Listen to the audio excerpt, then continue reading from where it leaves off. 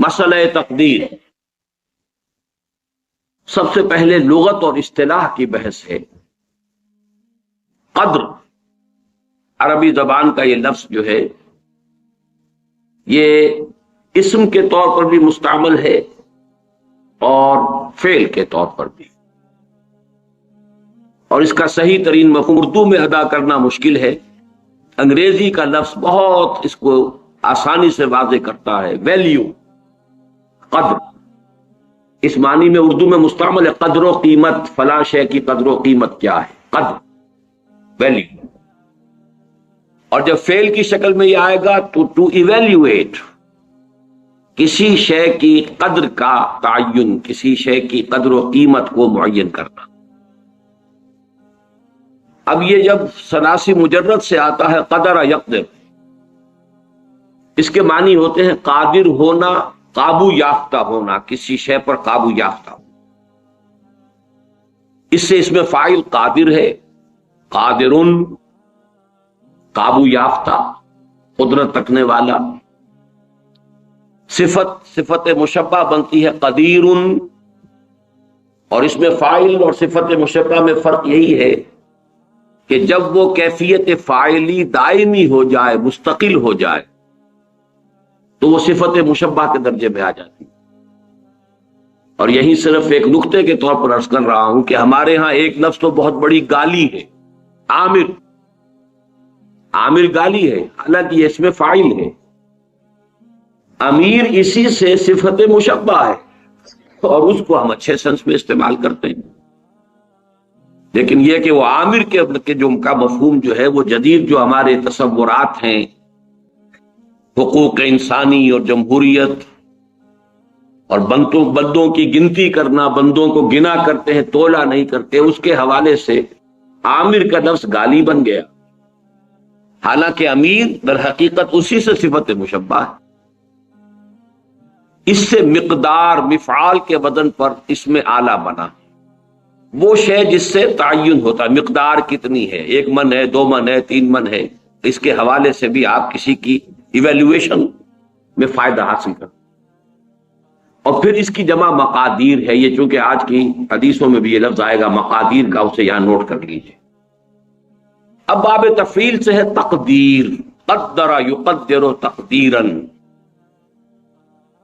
اس کے معنی ہے کسی شے کی مقادیر کی تعیین، مقداروں کا معین کر دینا، کسی شے کے لیے اندازہ معین کر دینا، اندازہ کرنا، یہ تقدیر ہے. چنانچہ آج میں نے جو 4 آیات ہیں ابتدائی، بلکہ میں نے ترتیب تو یہ رکھی تھی، 1 آیت سورہ تغابن کی، پھر 2 آیتیں سورہ حدید کی، اور پھر 4 آیتیں سورۃ الاعلیٰ کی. لیکن اب اس وقت بیان میں وہ جو تیسرے درجے میں، تیسرے نمبر پر بات آئی تھی، وہ پہلے آ رہی ہے.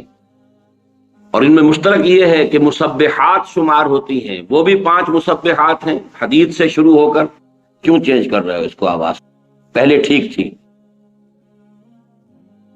وہ سورہ حدید سے سورہ تغابن تک مسبحات پہلی جو ہے وہاں اس مجموعے میں وہ سورہ حدید ہے، آخری تغابن. اور آخری پارے میں سبح اسم ربک الاعلی، اسی پہلی آیت سے اس کا نام ہے سورۃ الاعلی. سبح اسم ربک الاعلی الذی خلق فسوی والذی قدر فہدی. اللہ تعالیٰ کے 4 افعال کا تذکرہ یہاں آ رہا ہے. سبح اسم ربک الاعلی، اپنے اس رب کے نام کی تسبیح کرو جو بلند و بالا ہے، سب سے اونچا ہے. لیکن اب اس کے بعد 4 افعال ہیں. الذی خلق فسوی، وہ ہستی کے جس نے پہلے پیدا کیا، پھر تسویہ کیا، اس کا تخلیق اور تسویہ. تخلیق کسی شے کا سٹرکچر بنا دینا، ہیولہ بنا دینا، ہیولہ سٹرکچر. اور پھر اس کے بعد تسویہ ہے اس کو سنوارنا، درست کرنا، اس کی آرائش، زیبائش، آرکیٹیکچرل ٹچز جس کو ہم کہتے ہیں.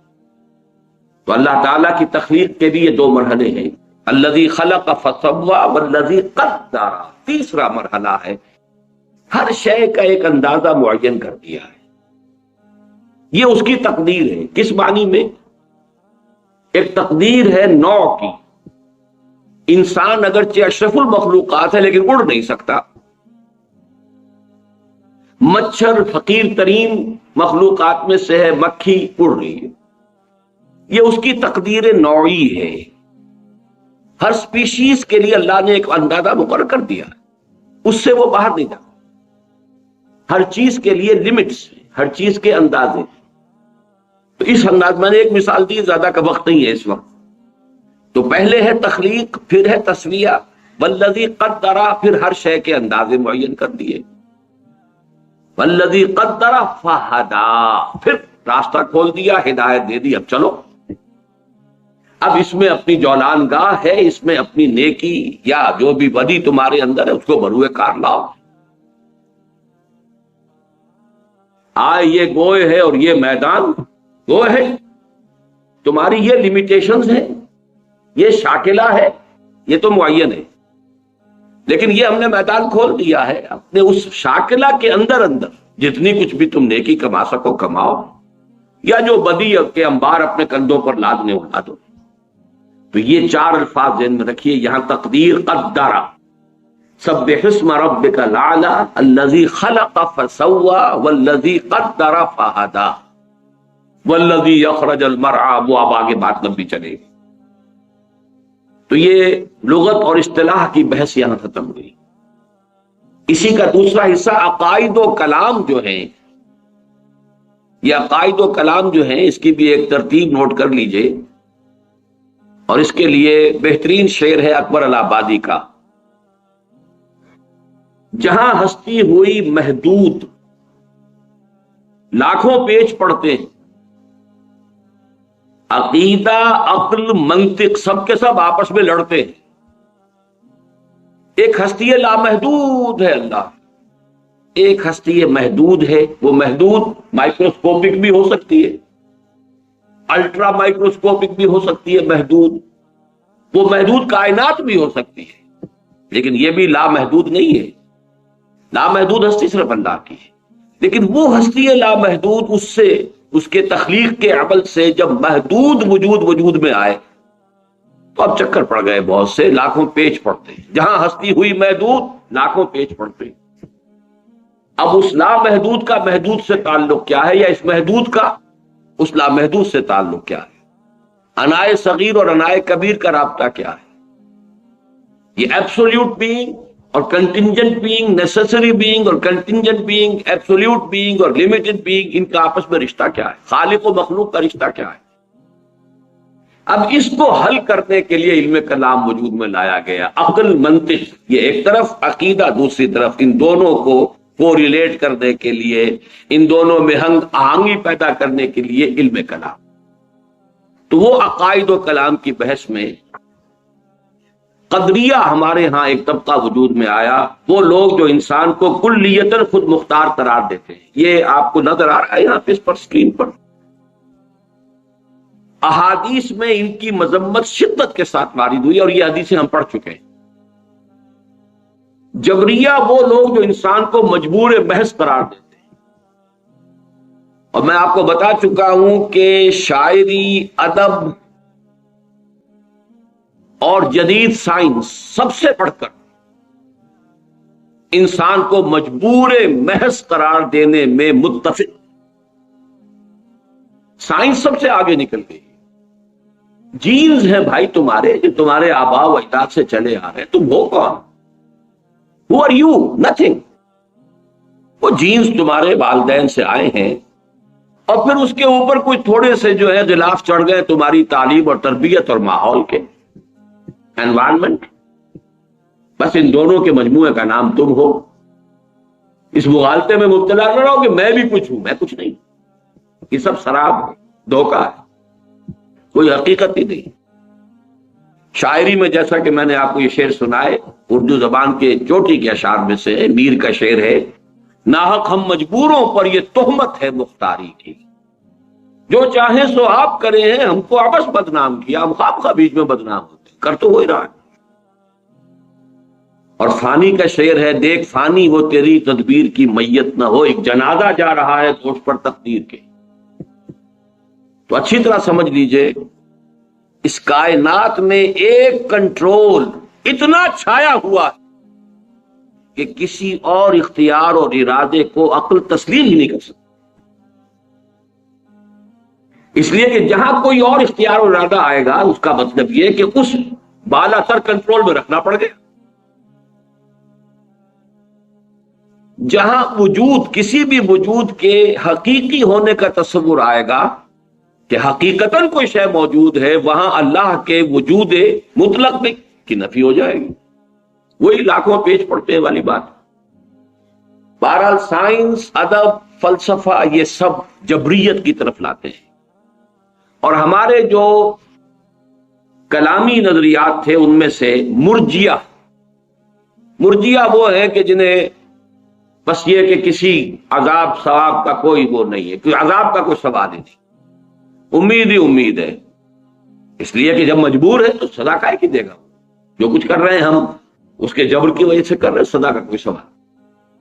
تو اگرچہ جبریہ کا لفظ جو ہے وہ نہیں آیا ہے جیسا کہ وہ احادیث ہم پڑھ چکے ہیں، لیکن مرجیہ کا لفظ آیا ہے، تو ان کی بھی مذمت، ان کی بھی نفی کی گئی ہے. اب ان دونوں کے بین اہل سنت کا معتدل موقف کیا ہے، یہ آج الفاظ میں معین یہاں آپ کے سامنے لکھا ہوا ہے. انسان کو ارادے اور انتخاب کی آزادی حاصل ہے. یہ مذہب ہے جو آپ کو ایک ہستی اور شخصیت عطا کرتا ہے کہ آپ بھی کچھ ہیں.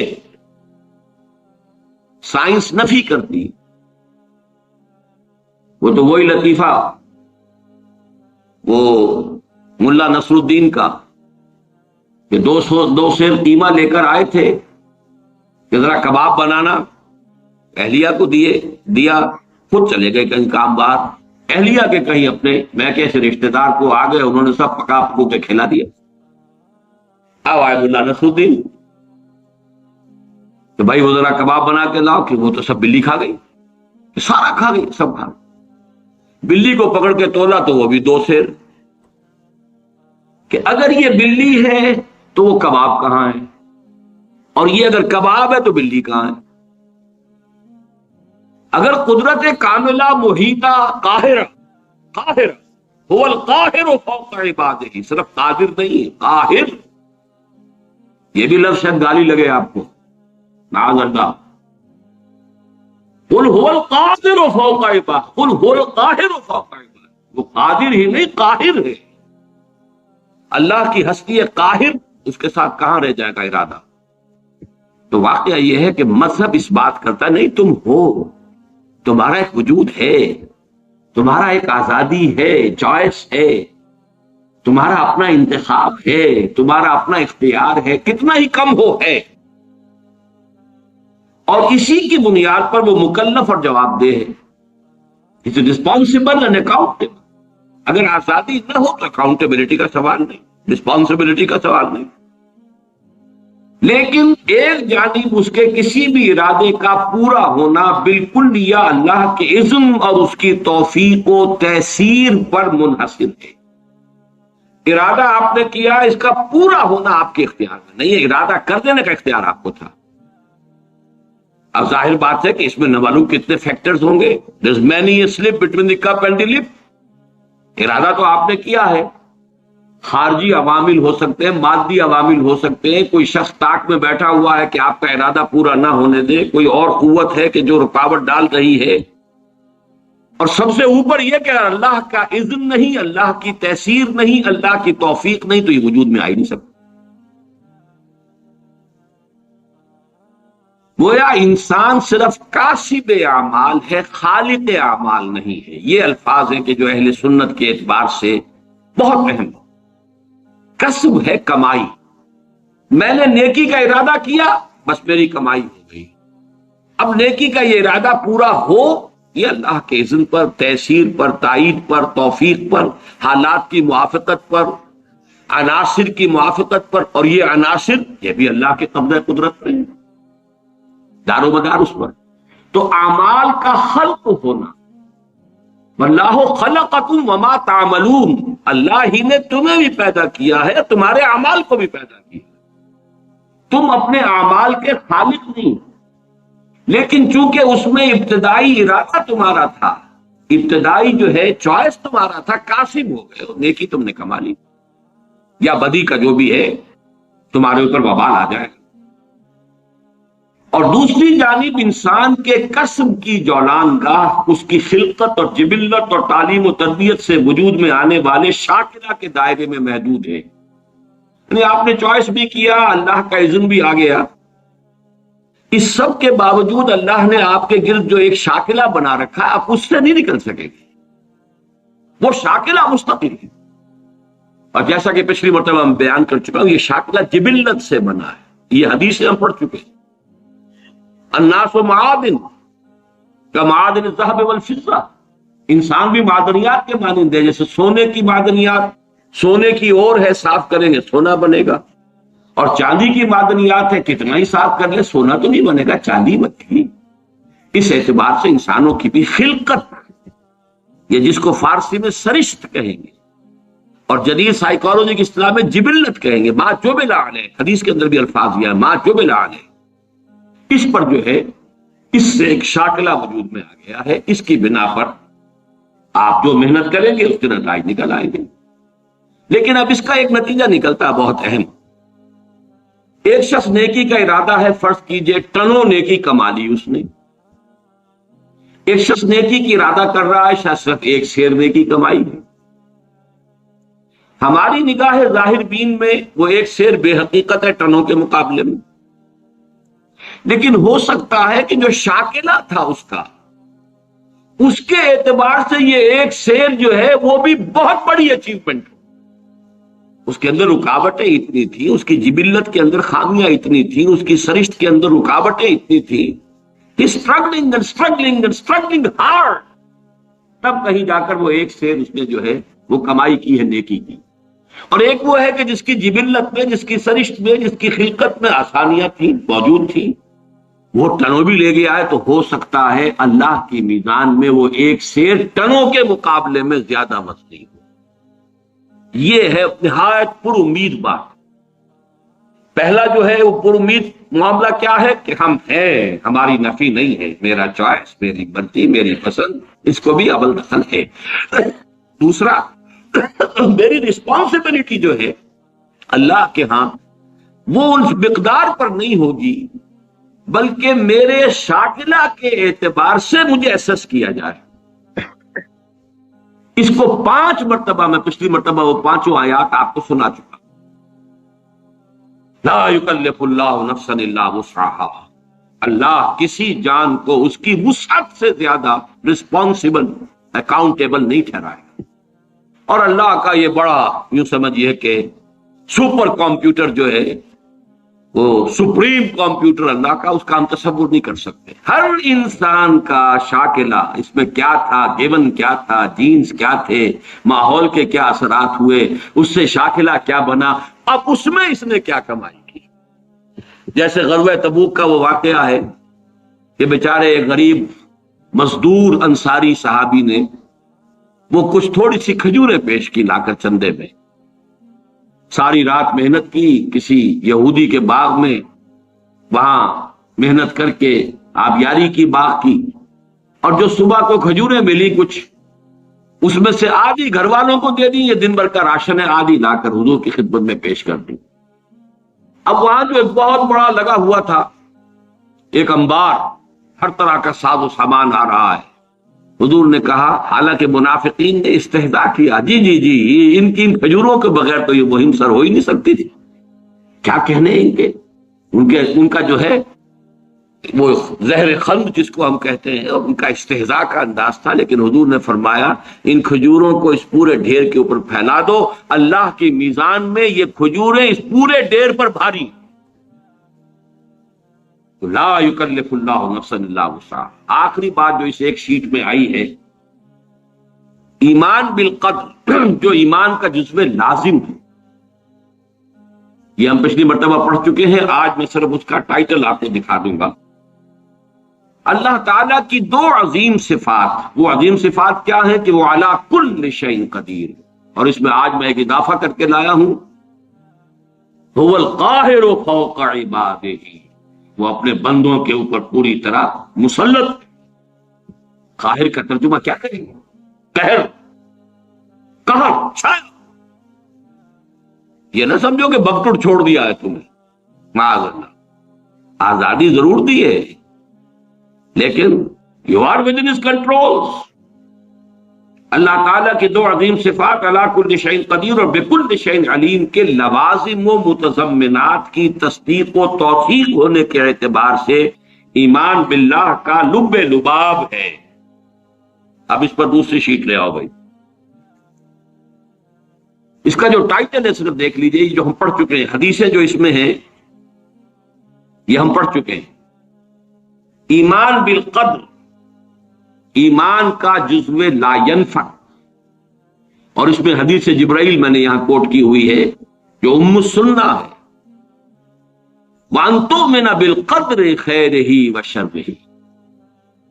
اور یہاں نوٹ کیجئے، یہاں تومنہ کا لفظ حدیث میں اس ڈیفینیشن میں دوسری مرتبہ اسی کے ساتھ آیا. ان تؤمن باللہ وملائکتہ وکتبہ ورسلہ وتؤمن بالقدر خیرہ وشرہ. تومنہ کی تکرار اس کی اہمیت کو ظاہر کرتا، اس کے خیر پر بھی اس کے شر. تو پہلی بات تو یہ نوٹ کیجئے، یہ ایمان کا جزو لازم. خیرہ وشرہ من اللہ تعالی. یہ جو بھی پھر وہ ایمان مفصل ہم نے یاد کیا تھا بچپن میں.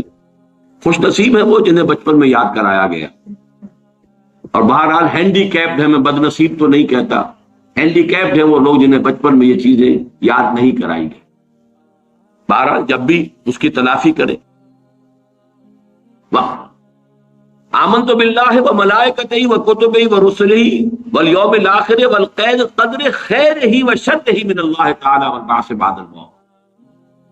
لیکن اس پر بحث و تمہیز کی اجازت نہیں ہے. مسئلہ اتنا الجھا ہوا ہے، اتنا ہی الجھا ہوا ہے جتنا کہ وجود کا مسئلہ ہے.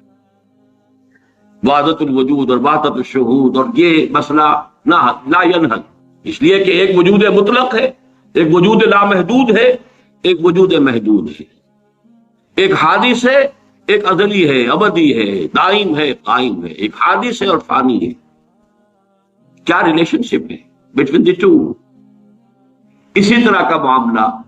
لیکن اس خیر ہی، اس پر بحث کرنے کی اجازت نہیں ہے. وہ حدیثیں ہم پڑھ چکے ہیں، یہ میں نے شیٹس تیار کروا لی ہیں. یعنی جو مشکات المصابیح کتاب ہے اس میں جو 46 احادیث ہے اس باب میں، ان میں نے ایک کا اضافہ کیا ہے کہ جو باب العلم میں سے میں نے لی ہے.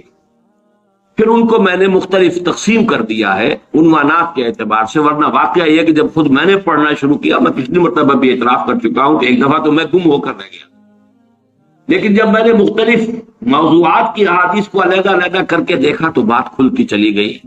یہ میں نہیں کہہ سکتا کہ بالکل سلجھ گئی، لیکن بہت حد تک ڈور سلجھ گئی. اور وہی میں کوشش کر رہا ہوں کہ آپ تک بھی منتقل کروں. تو ایمان بالقدر ایمان کا جزو لا ینفک ہے. وَأَن تُؤْمِنَ بِالْقَدْرِ خَيْرِهِ وَشَرِّهِ، یہ حدیث جبرائیل کے الفاظ ہیں. رواہ مسلم عن عمر بن الخطاب رضی اللہ عنہ. لیکن اس پر بحث و تمیز کی اجازت نہیں. عزمت علیکم، عزمت علیکم، حضور نے 2 مرتبہ فرمایا. یہ حدیثیں ہم پڑھ چکے ہیں. میں تم پر لازم کرتا ہوں کہ اس معاملے کے اندر بحث و تمیز مانو. مراقبہ کرو گے تو سمجھ میں بھی آ جائے گی. ایک دوسرے سے سمجھنے کے لیے سوال کرو گے تب بھی مفید ہوگا. بحث و تمیز جن ہو اور رد و قضا کرو گے تو پھر یہ بات جو ہے تمہارے ہاتھ سے نکل جائے گی. اچھا، یہاں خیر ہی و شر ہی من اللہ تعالیٰ کا مطلب کیا ہے؟ یہ میں نے پہلے بیان کیا تھا کہ ہمارے سورہ تغابن اور سورہ حدید کے درس میں یہ بات بہت وضاحت سے آ چکی ہے. دیکھیے اس وقت ویژولائز کیجئے، بلکہ مجھے خیال ہوا میں اسی کے ساتھ وہ ایک ڈائیگرام بھی بنا کے لے آتا. آپ مجھے کو سامنے رکھیے، میں ایک انسان ہوں، مکلف ہوں اللہ کے ہاں، جواب دہ ہوں، رسپانسبل ہوں، اکاؤنٹیبل ہوں.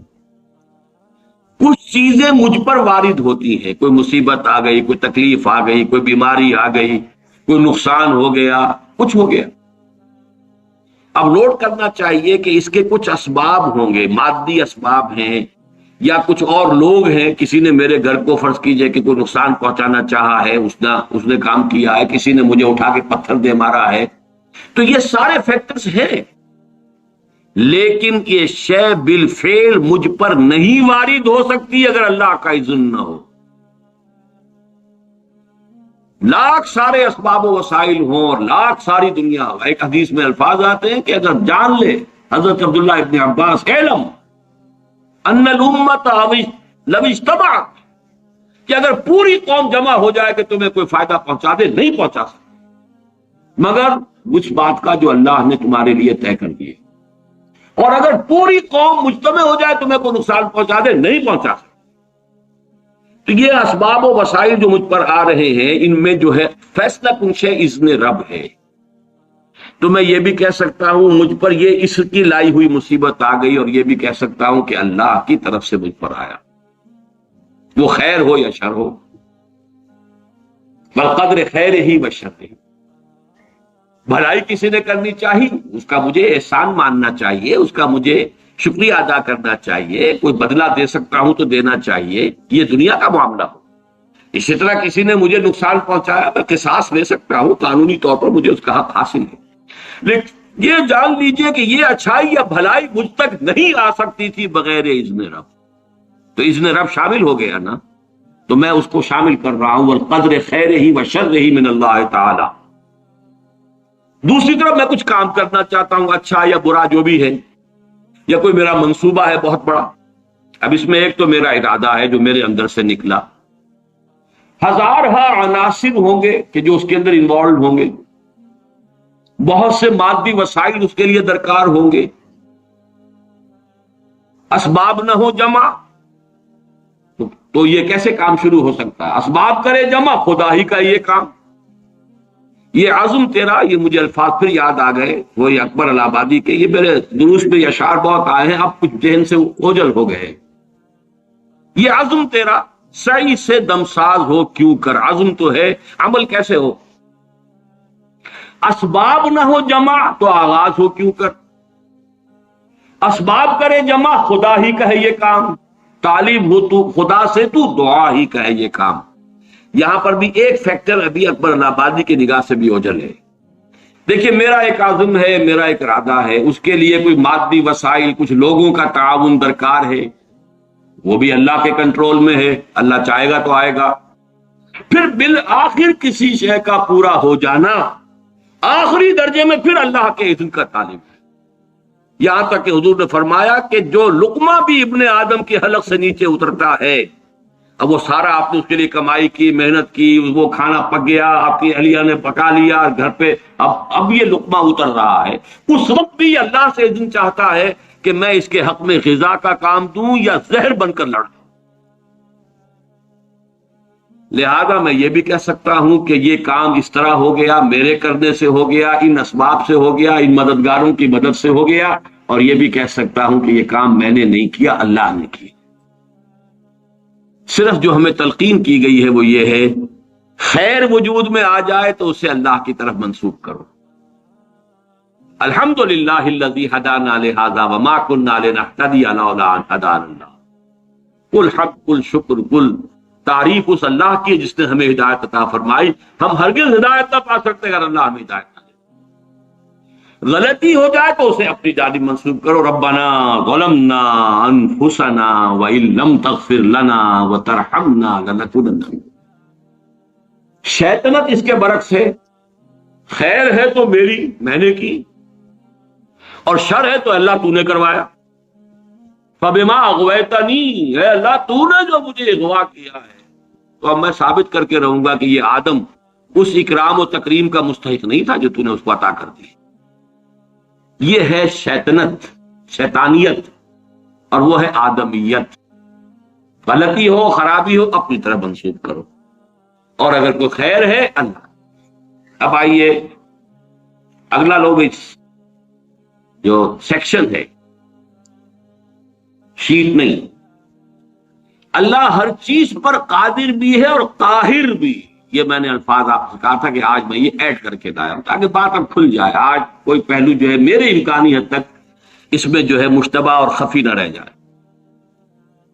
ہوا علی کل شیء قدیر، یہ تو بے شمار آیات مرتبہ آیا ہے. وَهُوَ الْقَاهِرُ فَوْقَ عِبَادِهِ، یہ بھی 2 مرتبہ. لہذا انسان کو جو قدرت بھی حاصل ہے وہ محدود بھی ہے اور مستعار بھی ہے. یہ دونوں الفاظ نوٹ کیجئے. اب یہ جو شرک کی بحث ہوتی ہے ہمارے ہاں اور اقسام الشرک، اللہ کا وجود ذاتی ہے، لامحدود ہے، قدیم ہے. ماسوا کا وجود عطائی ہے، اللہ نے عطا کیا، حادث ہے، محدود ہے. اسی طرح جو قدرت ہمارے پاس ہے وہ ہماری اپنی نہیں ہے، عطائی ہے اللہ کی، اور لامحدود نہیں، محدود ہے، مستعار ہے، محدود ہے اور حادث ہے. اور اللہ کی قدرت و قہر کے تابع بھی ہے. اور انسان کی مطلق خود مختاری کا تصور بہت بڑی گمراہی ہے. یہ قدریہ کی نفی پر احادیث جو ہیں یہ ہم پچھلی مرتبہ پڑھ چکے ہیں. یہ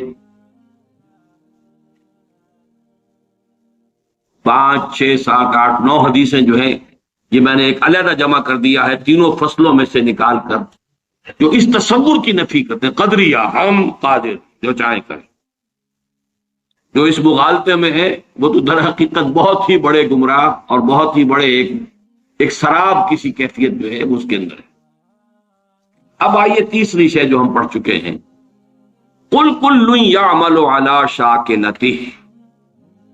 یہ آیت جو ہے سورہ بنی اسرائیل کی 84 آیت، اس کا پہلا ٹکڑا، یہ انتہائی اہم ہے. جو آج جس طرح نکھر کر آیا ہے اس سے پہلے یہ ہو ہی نہیں سکتا. شاکلہ، پیٹرن. آپ نے کوئی چیز ڈھالنی ہے کسی فولاد کی، کسی اور چیز کی، تو اس کے لیے لکڑی کا پہلے، جسے ہمارے مستری لوگ پاٹن کہتے ہیں، پاٹن بنا لو پہلے، تو پیٹرن بنتا ہے. تاکہ آپ نے لوہے کو پگھلایا، تانبے کو پگھلایا، پگھلا کے اس میں ڈالیں گے تو اسی کے مطابق اس کی شکل ہو جائے گی. شاکل، شکل دینے والا. تو اس کو جو فارم دینے والی شے ہے وہ اس کا فرما، جس کو ہم کہہ دیتے ہیں، وہ فارم ہے نا. فرما، یہ فرما ہے جو اس کو فارم عطا کرے گا. یا یہ کہ یہ پاٹرن ہے، پیٹرن ہے، اس کے اندر ڈھلے گی جو شے اسی کے مطابق ہو جائے گی، وہ ہے شاکلہ. اور یہ شاکلہ جو ہے آج ہمیں معلوم ہے جینز کے حوالے سے. ابھی حال ہی میں چند ہی روز پہلے کلوننگ کے موضوع پر ایک مذاکرہ سا ہوا تھا پنجاب یونیورسٹی میں، اور میں اس میں سامع کی حیثیت سے گیا تھا، اور مجھے اس سے فائدہ بھی ہوا. اور احساس ہوا یہ کہ جو میں نے بارہا یہ بات کہی ہے کہ اللہ تعالیٰ نے جو، حالانکہ مجھے پریکٹس نہیں کرنی تھی اور میڈیکل پروفیشن کو اس طرح اس کے علم میں تو تھا کہ مجھے پرسو کرنا ہی نہیں ہے، پھر بھی مجھے اس طرح سے کیوں گزارا. اگر میں اس میں سے نہ گزرا ہوتا تو یہ ساری بحثیں میرے سر کے اوپر سے گزر جاتی، میں ان کو بالکل سمجھ نہ سکتا. لیکن چونکہ وہ بایولوجی اور اناٹومی اور فزیولوجی اور ایمبریولوجی اور یہ چیزیں پڑھی ہیں، سیل سٹرکچر پڑھا تھا، تو وہ چیز سمجھ میں آتی.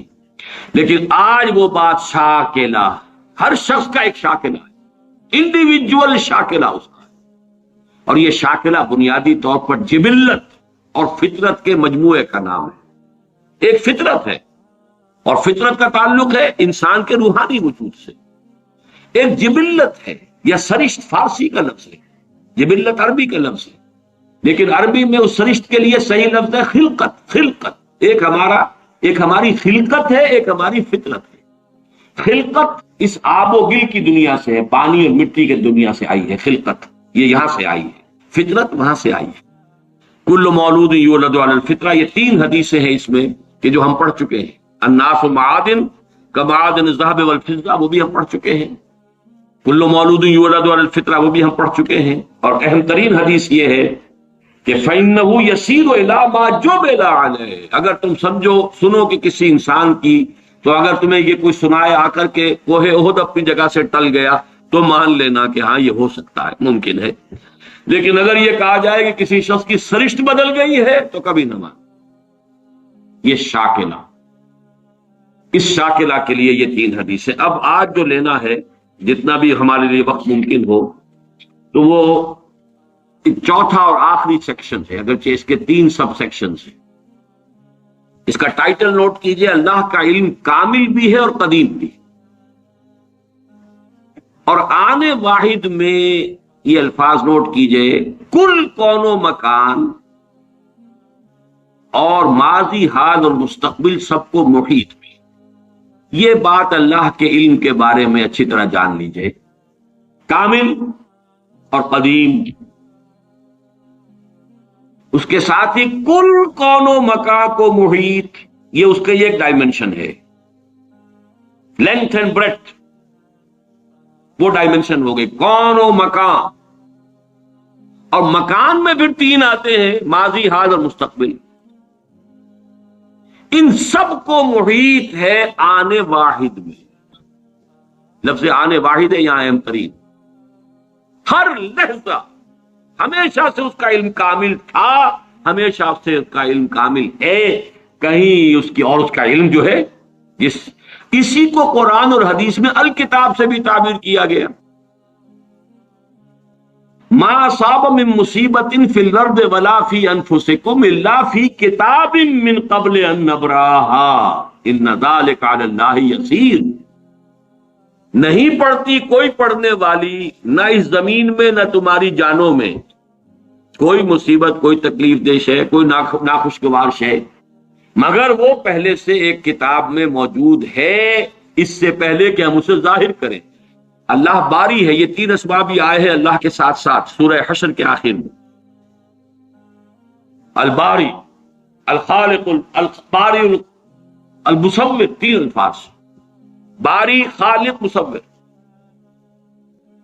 باری کسی شے کو ظاہر کرنا، اور اس میں فلسفہ یہ ہے، یہ پھر علم کلام کی بحثیں ہو جائیں گی کہ دیکھیے کوئی شخص، کوئی آرکیٹیکٹ ہے، اس کے دماغ میں پہلے ہیولا بلڈنگ کا بن جاتا ہے، تب وہ پینسل اٹھاتا ہے، اس کا اسکیچ بناتا ہے، یہاں بن چکی ہے بلڈنگ، یہاں کانسیپٹ آ چکا ہے، دماغ میں ہے۔ اسی کو صور علمیہ کہتے ہیں اسلامی فلسفے میں، صور صورت کی جمع، علمی صورتیں جو اللہ کے علم کے اندر ہمیشہ سے تھی، میں ہمیشہ سے تھا اللہ کے علم میں۔ کیا ممکن ہے کہ علم الہی پر کوئی لحظہ ایسا گزرا ہو کہ جس میں میں موجود نہ ہوں، کہ آپ موجود نہ ہو؟ ذرا کبھی اس کے تصور کریں گے، مراقبہ کریں گے تو بڑا یوفوریا ہو جائے گا ایک دم، پھر سبحانی ما اعظم شانی بھی آپ کی زبان سے نکل سکتا ہے۔ میں تو ہمیشہ سے اللہ کے علم میں ہوں، اس اعتبار سے میں خود بھی علمی اعتبار سے ہمیشہ سے موجود ہوں۔ ہاں، ایک وقت میں صرف اللہ کے علم میں تھا، اس کے بعد اللہ نے مجھے ظاہر کیا۔ هو اللہ الذی لا الہ الا هو الملک القدوس السلام المؤمن المہیمن العزیز الجبار المتکبر سبحان اللہ عما یشرکون هو اللہ الخالق البارئ المصور له الاسماء الحسنى۔ تخلیق ذہنی پہلے ہے، وہ تخلیق ذہن میں بنتی، علم الہی میں صور علمیہ کی شکل میں موجود تھی، اب باری، برا، اس کو ظاہر کیا، اس کو نمایاں کیا، وہ باہر آیا، اور اب اس کو تصویر کی شکل عطا کی گئی۔ یہ تصویر اور تصویر ایک ہی لفظ ہے، خلق فسوى والذی قدر فہدی۔ تو اس الکتاب میں جو کچھ لکھا ہوا موجود ہے، اس میں درج کوئی شے غلط نہیں ہو سکتی۔ کیا اللہ کا علم کسی مرحلے پر جا کر غلط ثابت ہو سکتا؟ معاذ اللہ۔ اب ان دو چیزوں کو ذہن میں رکھیے علم کے حوالے سے، اور تقدیر کا اصل مسئلہ جو ہے جو الجھتا ہے وہ اس مسئلے کو نہ سمجھنے کی وجہ سے۔ لیکن جو الفاظ لکھے ہیں آخری اس کو نوٹ کیجئے، البتہ اللہ کا یہ علم قدیم و قطعی، قدیم بھی ہے، قطعی ہے، پری نالج، جبر محض، یعنی پری ڈیسٹینیشن، یہ فیٹلزم جس کو کہتے ہیں، فیٹلزم، ہر چیز پہلے سے طے ہے، متعین ہے، طے ہے، اور ہمارے ہاتھ میں کچھ نہیں، ہم کچھ نہیں کر سکتے، یہ اس کی نفی، یہ دونوں چیزیں لازم و ملزوم نہیں ہے، کوئی مستلزم نہیں ہے۔ پری نالج اور سے ہے، پری ڈیسٹینیشن اور سے۔ اس کے درمیان اگر آپ خط امتیاز کھینچ دیں گے تو کبھی کوئی تشویش نہیں ہو، چاہے بحث میں الجھ جائیں، اگر کوئی آپ کو الجھائے، اس کا تو نتیجہ یہ نکلتا ہے، پھر اس کا تو یہ نتیجہ نکلتا ہے، پھر اس سے یہ لازم آتا ہے، وہ پھر الجھ جائے گی، جو جس سے سختی سے روک دیا، عدل تو علیکم، عدل تو علیکم، اب ہادہ امر تو ہم لہذا اسے تو دیکھیے نوٹ کیسے، الفاظ کیسے، کیا وہ اس کام کے لیے بھیجا گیا؟ لیکن یہ کہ بات سمجھ میں آتی ہے اگر اس میں یہ حد فاصل قائم کر دیے ہیں، اللہ کا علم قدیم و قطعی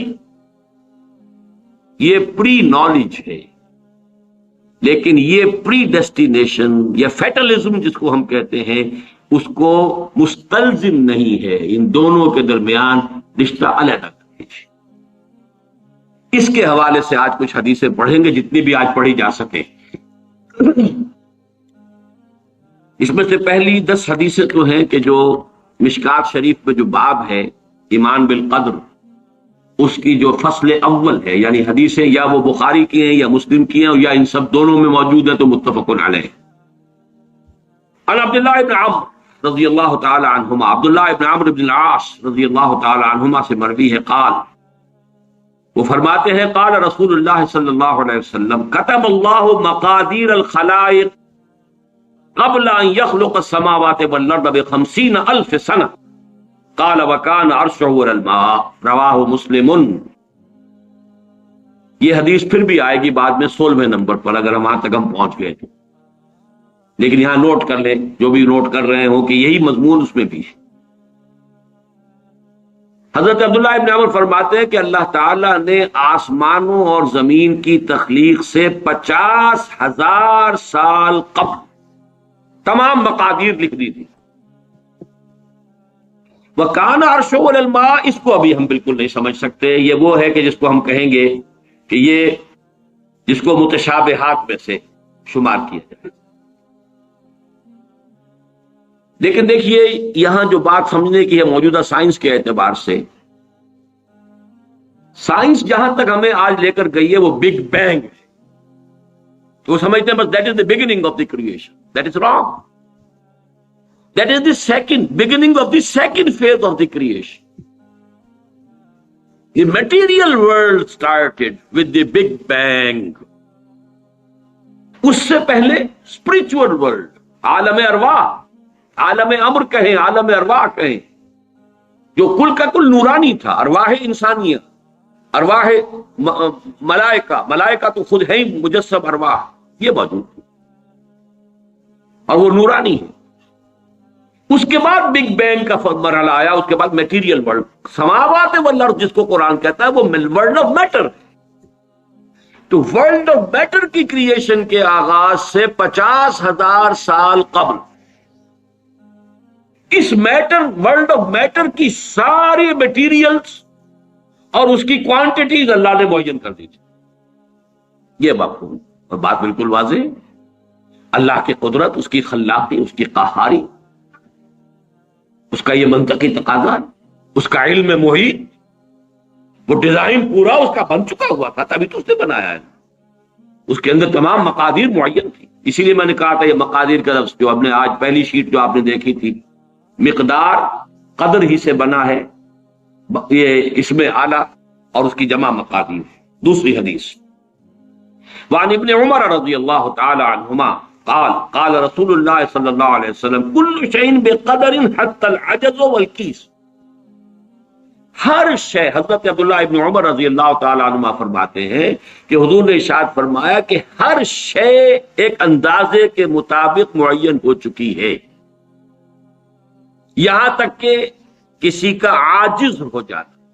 اب عاجز کے مختلف پہلو ہوتے ہیں، عاجز یہ ہے، بزدلی کو بھی عاجزی کہا جائے گا، آدمی کسی کام کرنے سے کسی وجہ سے عاجز ہے، وہ بھی یہ شاکلہ کا حصہ ہے، یہ اس کے جینز ہے، اس کے اندر آیا یہ سب کچھ۔ کوئی بہادر ہے، کسی میں تحور زیادہ ہے، کسی میں احتیاط پسندی زیادہ ہے، مصلحت کوشی زیادہ ہے، کوئی حساب کتاب سے چلنے والا ہے، جو کوئی جو ہے بکٹر دوڑنے والا، یہ چیزیں۔ حتی العجز والکیس، کیس کہتے ہیں ذہانت۔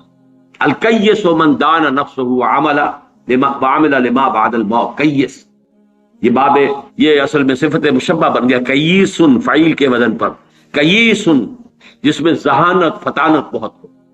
اب یہ ذہانت کسی کی کتنی ہے؟ ذہانت نہیں بڑھ سکتی، شارپ کی جا سکتی ہے، آپ چھری کو تیز کر لیجئے، لیکن یہ کہ اس کا سائز تو وہی رہے گا، چھری تو وہی رہے گی، لیکن یہ کہ ذہانت کو آپ شارپن کر لیں، یا ذہانت کو آپ بروئے کار لے آئیں، لیکن وہ جو بھی دی ہے اللہ نے وہ اتنی ہے، اس کے اندر اضافہ نہیں۔ یہ ان بلٹ چیزیں ہیں، گیون چیزیں ہیں انسان کے لیے، یہ اس کے شاکلہ کا جز ہے۔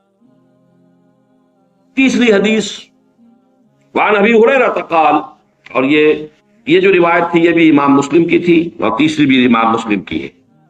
حضرت ابو ہریرہ فرماتے قال قال رسول اللہ صلی اللہ علیہ وسلم احتج آدم و موسیٰ عند ربہما، اللہ تعالیٰ کے ہاں آدم اور موسیٰ کے درمیان ایک محاجہ ہوا، بحث ہوئی۔ فحج آدم و موسیٰ، فحج، اور آدم جو ہے وہ موسیٰ پر غالب آ گئے۔ قال موسیٰ، حضرت موسیٰ نے یہ کہا انت آدم الذی خلق اللہ بیدہ، خلقک اللہ بیدہ، آپ ہیں نا وہ آدم جسے اللہ نے اپنے ہاتھ سے بنایا تھا۔ ونفخ فیک من روحہ، اور پھر آپ نے اپنی روح میں سے پھونکا۔ واسجد لک ملائکتہ، اور سارے اپنے فرشتوں کو آپ کے سامنے سجدے میں ڈال دیا۔ واسکنک فی جنتہ، اور پھر آپ کو اپنی جنت کے اندر اس نے مقام دیا اور وہاں ٹھہرایا۔ ثم اہبطت الناس بخطیئتک الی الارض، پھر یہ آپ نے اپنی خطا کی وجہ سے ہم انسانوں کو جو ہے زمین پہ اٹھا دے مارا، زمین پر اتروا دیا۔ گویا کہ الزام پروسیکیوشن کر رہے ہیں حضرت موسیٰ حضرت آدم، اللہ نے یہی احسانات آپ پر کیے اور آپ نے اپنی اس غلطی کی وجہ سے ہمارے ساتھ یہ معاملہ کرا دیا۔ قال آدم، اب حضرت آدم کی باری آئی۔ انت موسیٰ الذی اصطفاک اللہ برسالتہ و بکلامہ، آپ وہی موسیٰ ہیں نا جنہیں اللہ نے چنا ہے، چنا رسالت کے لیے اور اپنے کلام کے لیے۔ کلم اللہ موسیٰ تکلیما، یہ خاص ایک مقام تھا جو حضرت موسیٰ کو عطا ہوا۔ وَأَعْطَاكَ الْأَلْوَاحَ فِيهَا تِبْيَانُ كُلِّ شَيْءٍ، اور پھر وہ آپ کو تختیاں دی تھیں جو سٹون کی، سٹونی ٹیبلٹس، جس کے اندر ہر شے، ہدایت کا پورا سامان موجود تھا۔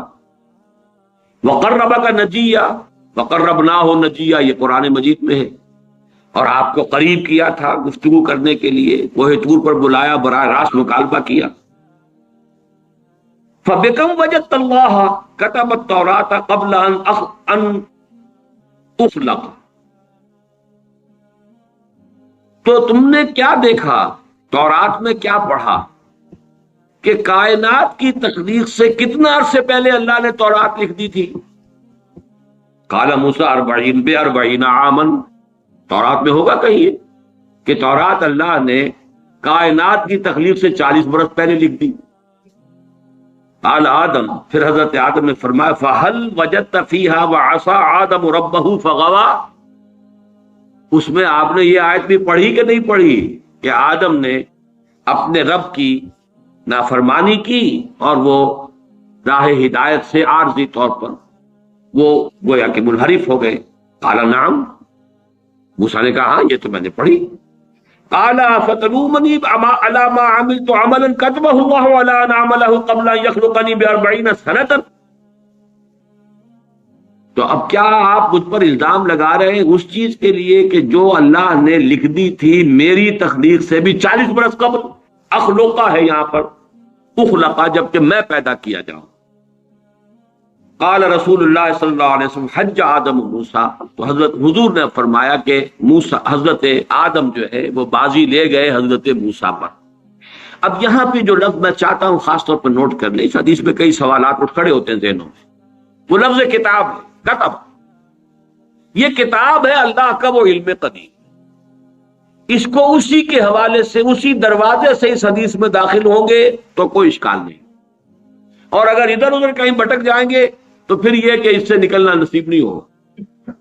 لیکن یہ اللہ کا وہ علم قدیم ہے جو غلط نہیں ہو۔ چوتھی حدیث، اچھا یہ بڑی اہم ہے اور یہ 40 نووی میں بھی ہے،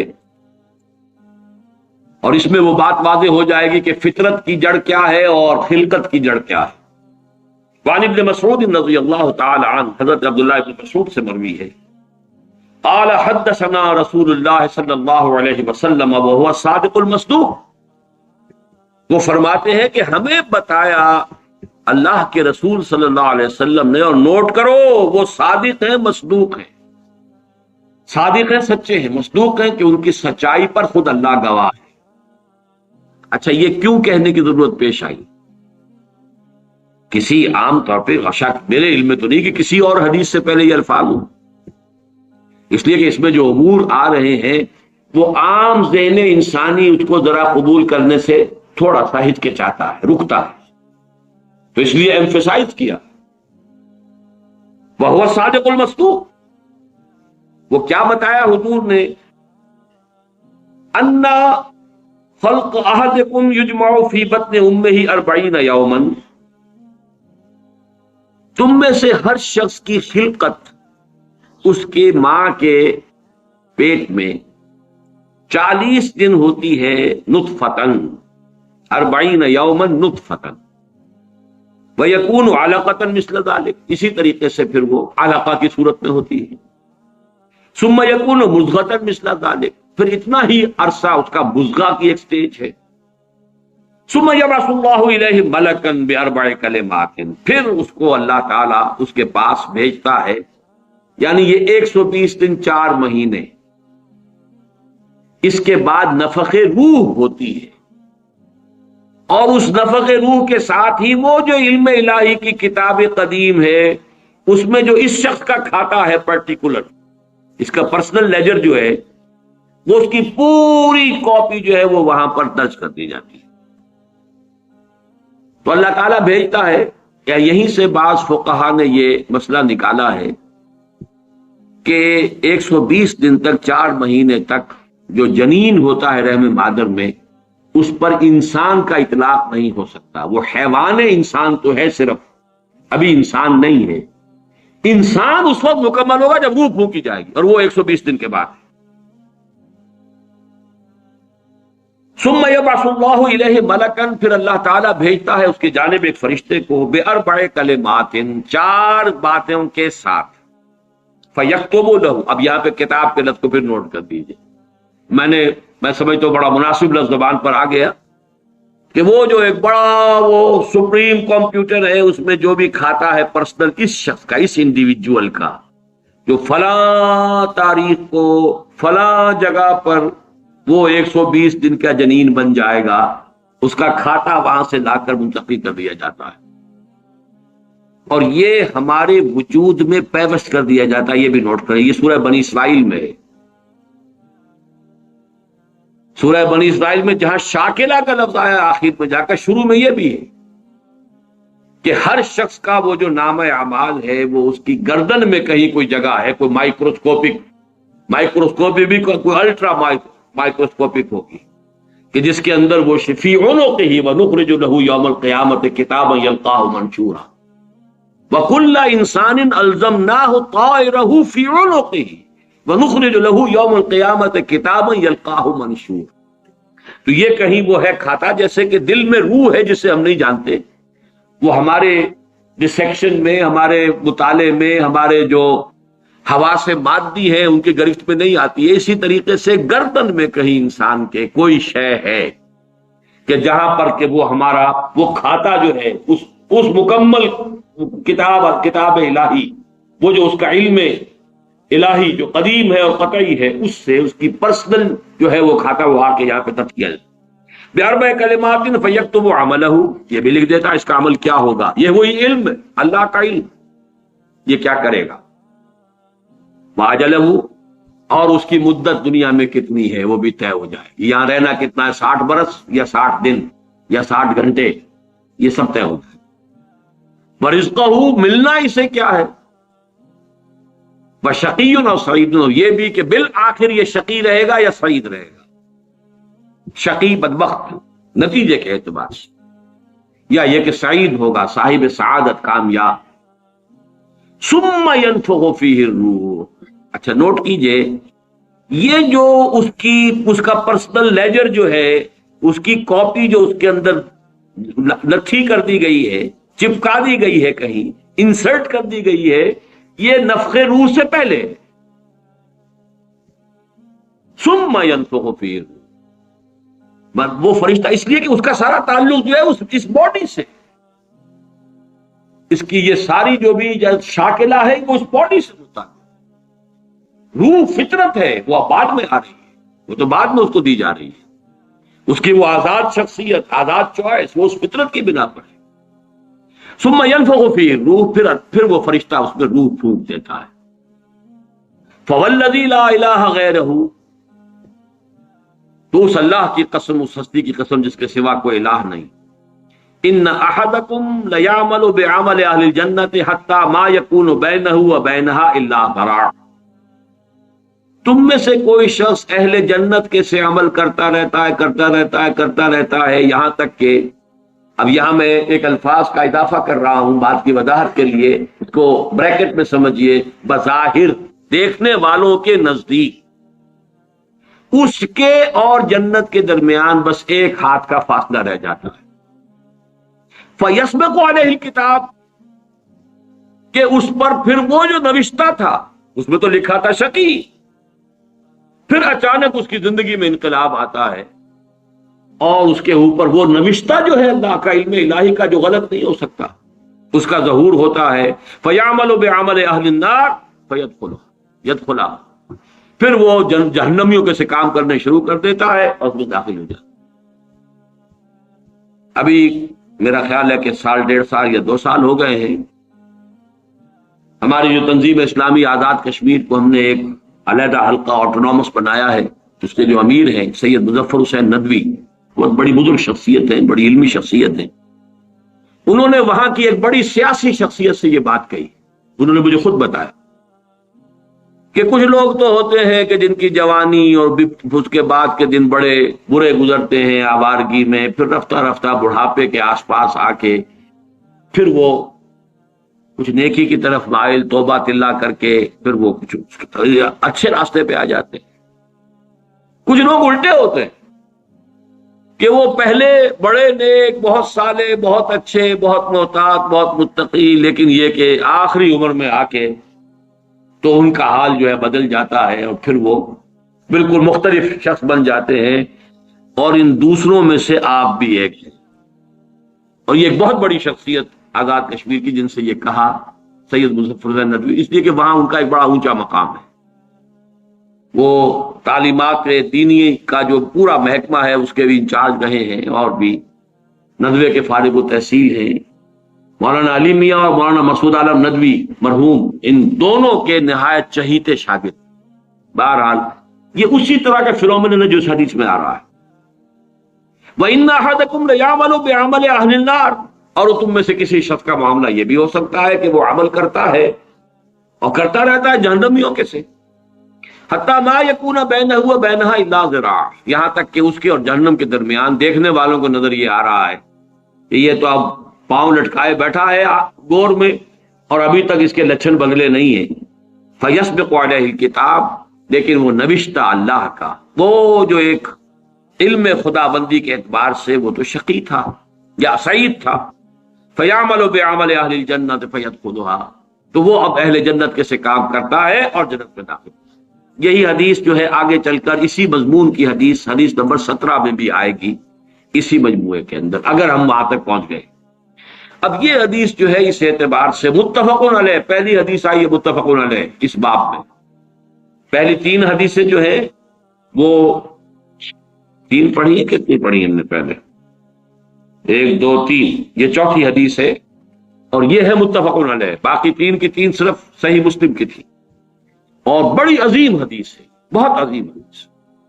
ایک تو فطرت اور جبلت یہاں واضح ہو گئی، ایک سرشتے خلقت ہے انسان، ایک فطرت ہے، اس کا تعلق اس کا روح ملکوتی سے، وہ روح ہے۔ ثم ينفخ فيه الروح، روح پھونکتا ہے۔ اس سے پہلے 120 دن کا جو یہ جنین ہے، جو امبریو ہے اور وہ لیونگ ہے، اس کے اندر لائف کے تمام جو بھی اوصاف ہے وہ موجود ہے، وہ تو پہلے دن سے ہے۔ سپرمیٹوزوان بھی اگر تھا تو وہ بھی زندہ تھا، متحرک تھا، فعال تھا، اور اگر اوم تھا ماں کی طرف سے تو وہ بھی زندہ شے تھی، لیونگ ایک آرگنزم ہے، لہذا کوئی وقت بھی اس کے اوپر ایسا تو نہیں آیا، وہ تو حیات سے حیات چلی آ رہی ہے۔ وہ ماں کی حیات اور باپ کی حیات، ان دونوں سے مل کر حیات کا ایک سلسلہ جو ہے وہ شروع ہو گیا، لیکن 120 دن کے بعد وہ مرحلہ آتا، اس سے پہلے خلقت ہے صرف، اور اس خلقت سے تعلق ہے ان 4 چیزوں کا جس کا تعلق کتاب سے۔ یہ ہے گیون چیزیں اس کے لیے۔ البتہ یہ کہ اس کے بعد جب روح پھونکی گئی، یہ روح وہ ہے کہ جو اس کا اپنا چوائس ہے۔ اب دیکھیے، اگر کسی کی خلقت کے اندر بدی کے رجحانات بہت تھے، اس کی روح سٹرگل کر رہی ہے شاکلہ کے اندر شاکلہ سے باہر نکل نہیں سکتی۔ Great resistance it has to overcome. کرتے یوں سمجھیے کہ جیسے دیمک جو ہے کسی چوکھٹ کو اندر سے کھا رہی ہے، ایک وقت آتا ہے کہ وہ اوپر ظاہر ہو جاتی ہے۔ تو اس کے اندر جو ہے خلقت میں اگر نیکی کا رجحان زیادہ تھا، لیکن اس کی اپنی چوائس بدی کی ہے، تو اسے سٹرگل کرنی پڑی ہے اپنی نیکی کو دبانے میں۔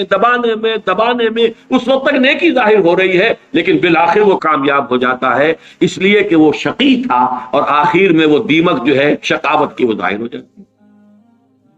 اگر بدی کے رجحانات اس کی خلقت میں زیادہ تھے، گیون شاکلہ جو ہے وہ نیگیٹو زیادہ تھا، وہ کوشش کر رہا ہے۔ اب یہ سٹرگل جو ہے انسان کی شخصیت کے اندر ہو رہی ہے، اللہ جانتا ہے اس کو۔ دیکھنے والوں کو تو یہ نظر آئے گا وہی کام کر رہا ہے، جو پہلے 10 سال پہلے کر رہا تھا آج بھی وہی کر رہا ہے۔ انہیں نظر نہیں آئے گا کہ اس نے کتنی محنت کی ہے، کتنی بار گرا ہے پھر اٹھا ہے، پھر گرا ہے پھر اٹھا ہے، کتنی مرتبہ جو ہے اوور پاور کیا ہے اسے اس کی اس خلقت نے، اور شیطانی وساوس نے جو اس کو اور سپورٹ کر رہے ہیں، لیکن اس نے اپنی he has not given up his struggle، اس کے اندر لگا رہا ہے یہاں تک کہ بالآخر کامیاب ہو گئے۔ لیکن دیکھنے والوں کو جو نظر آئے گا اس کے اعتبار سے حدیث نے بات کو واضح کر دیا، کوئی اشکال نہیں، الحمدللہ میرے ذہن میں کوئی اشکال اس حدیث کے درجے میں باقی نہیں رہا۔ اب آگے چلیے 5ویں حدیث ہے۔ وعن سهل بن سعد رضی اللہ عنہ قال قال رسول اللہ صلی اللہ علیہ وسلم ان العبد لیعمل عمل اہل النار وانه من اہل الجنہ ویعمل عمل اہل الجنہ وانه من اہل النار وانما الاعمال بالخواتیم۔ آخری فیصلہ ہوگا اس کے اس آخری وقت کا جو معاملہ ہے اس کے اعتبار سے۔ اب یہ اس کی وضاحت کی ضرورت نہیں، یہ بھی متفقون علیہ۔ 6 حدیث وعن عائشہ رضی اللہ عنہا قالت دعی رسول اللہ صلی اللہ علیہ وسلم الى جنازت صبی من الانصار۔ حضرت ام المومنین حضرت عائشہ صدیقہ رضی اللہ تعالی عنہ فرماتی ہیں کہ حضور کو دعوت دی گئی، آپ سے درخواست کی گئی، انصار میں کسی بچے کا انتقال ہو گیا کہ آپ اس کی نماز جنازہ میں شرکت فرمائیں، پڑھائیں۔ فقلت یا رسول اللہ، میں نے عرض کیا اللہ کے رسول، یعنی اب اس میں یوں سمجھیے کہ جو چیز امپلائڈ ہے، آپ خامخواہ یہ وقت لگائیں گے، جائیں گے، دعا کریں گے، آمد و رفت کی آپ کو مشقت جھیلنی پڑے گی، تو بالہذا یہ تو ایک بالکل ہی پاک وجود، کوئی اس نے برائی کمائی ہی نہیں، انفینسی میں یا چائلڈ ہوڈ میں اس کا انتقال ہو رہا ہے، تو بالہذا عصفور من عصافر الجنہ لم یعمل السوء۔ وہ تو جنت کی چڑیوں میں سے ایک چڑیا تھی، چلی گئی، اس نے کوئی کام کیا ہی نہیں، ولم یدرک ہو، نہ اس نے کوئی برا عمل کیا، نہ برے عمل کے قریب پھٹکا، اس کا ادراک بھی نہیں، اسے ابھی بدی کا کوئی شعور ہی نہیں تھا۔ فقال، اب حضور نے فرمایا او غیر ذالک یا عائشہ، اے عائشہ کہیں ایسا تو نہیں کہ بات اس کے برعکس ہو۔ ان اللہ خلق للجنت اہلا، دیکھو اللہ تعالی نے جو مخلوق پیدا کی ہے اپنے انجام کے اعتبار سے ان میں سے کچھ جو ہے وہ جنت کے لیے،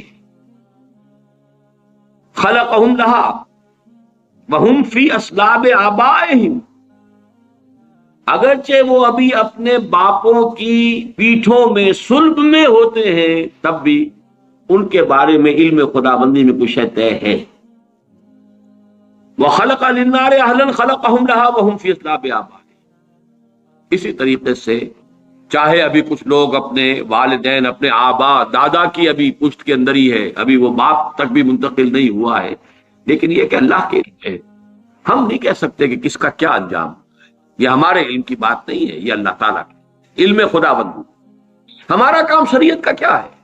مسلمان کا جنازہ ہے، جاؤ پڑھو، چاہے بچہ ہو، مشرک کا بچہ ہے اس کا آپ جنازہ نہیں پڑھ سکتے، بس بات ختم ہو گئی۔ ہمارے لیے شریعت ہے، اور وہ ہے اس ظاہر کے اعتبار سے، حقیقت میں کس کا کیا انجام ہونے والا ہے وہ اللہ بہتر جانتا ہے۔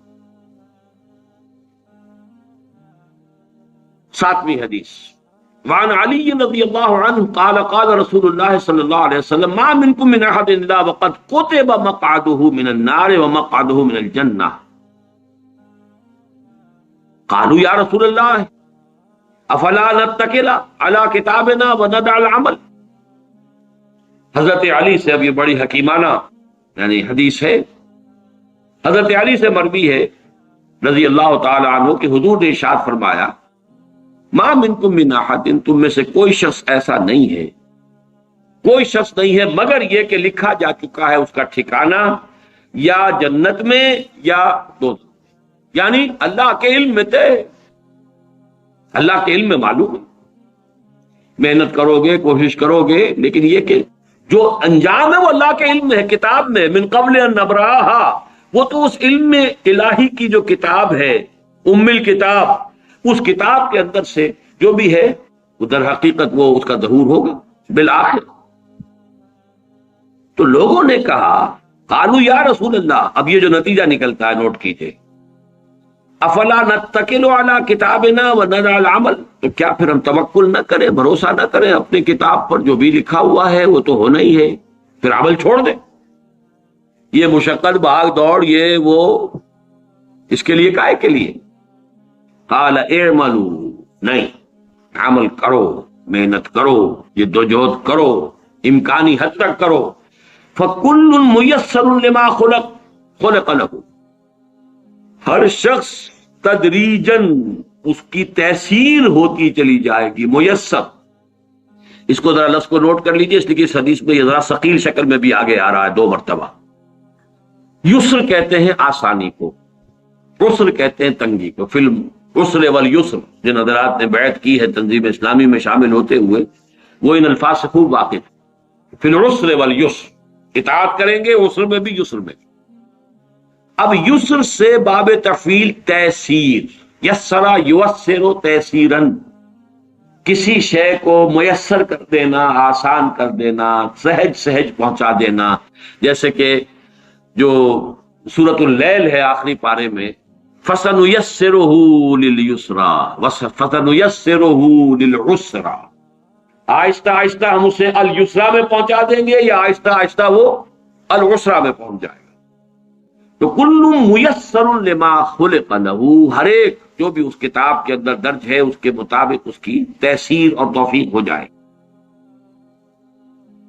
اما من کان من اہل السعادۃ فَسَيُيَسَّرُ لِعَمَلِ السَّعَادَةِ، تو جس کا اللہ تعالیٰ کے اس علم میں سعادت کا ہے انجام، وہ سعادت کے لیے آسان کیا جائے گا، اس کے لیے سعادت اور نیکی کے راستے کھول دیے جائیں گے، کھلتے چلے جائیں گے۔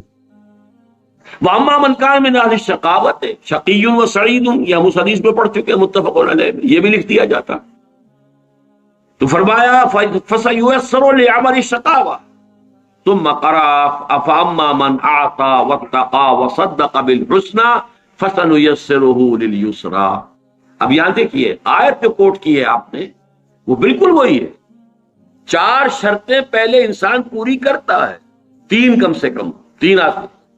فأما من أعطى واتقى وصدق بالحسنى فسنيسره لليسرى، جو شخص اعطا، جود، سخاوت، لوگوں کی تکلیفوں کو رفع کرنے کے لیے اپنا مال خرچ کرنا، اس کے لیے کوشاں رہتا ہے، پھر بچتا ہے، لوگوں کی دل شکنی سے بھی بچتا ہے، لوگوں کو نقصان پہنچانے سے بچتا ہے، اللہ کے احکام کو توڑنے سے بچتا ہے، اور صدق بالحسنى، اور جو بھی سچی اور اچھی بات سامنے آئے اس کی تصدیق کرتا ہے۔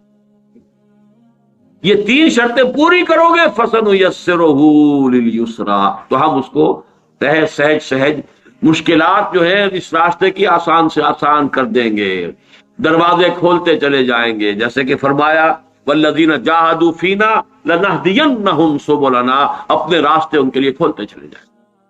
اور اس کے برعکس وَأَمَّا مَنْ بَخِلَ وَاسْتَغْنَى وَكَذَّبَ بِالْحُسْنَى فَسَنُيَسِّرُهُ لِلْعُسْرَى، تو آیات کا حوالہ دیا حضور نے اس حدیث کے اندر۔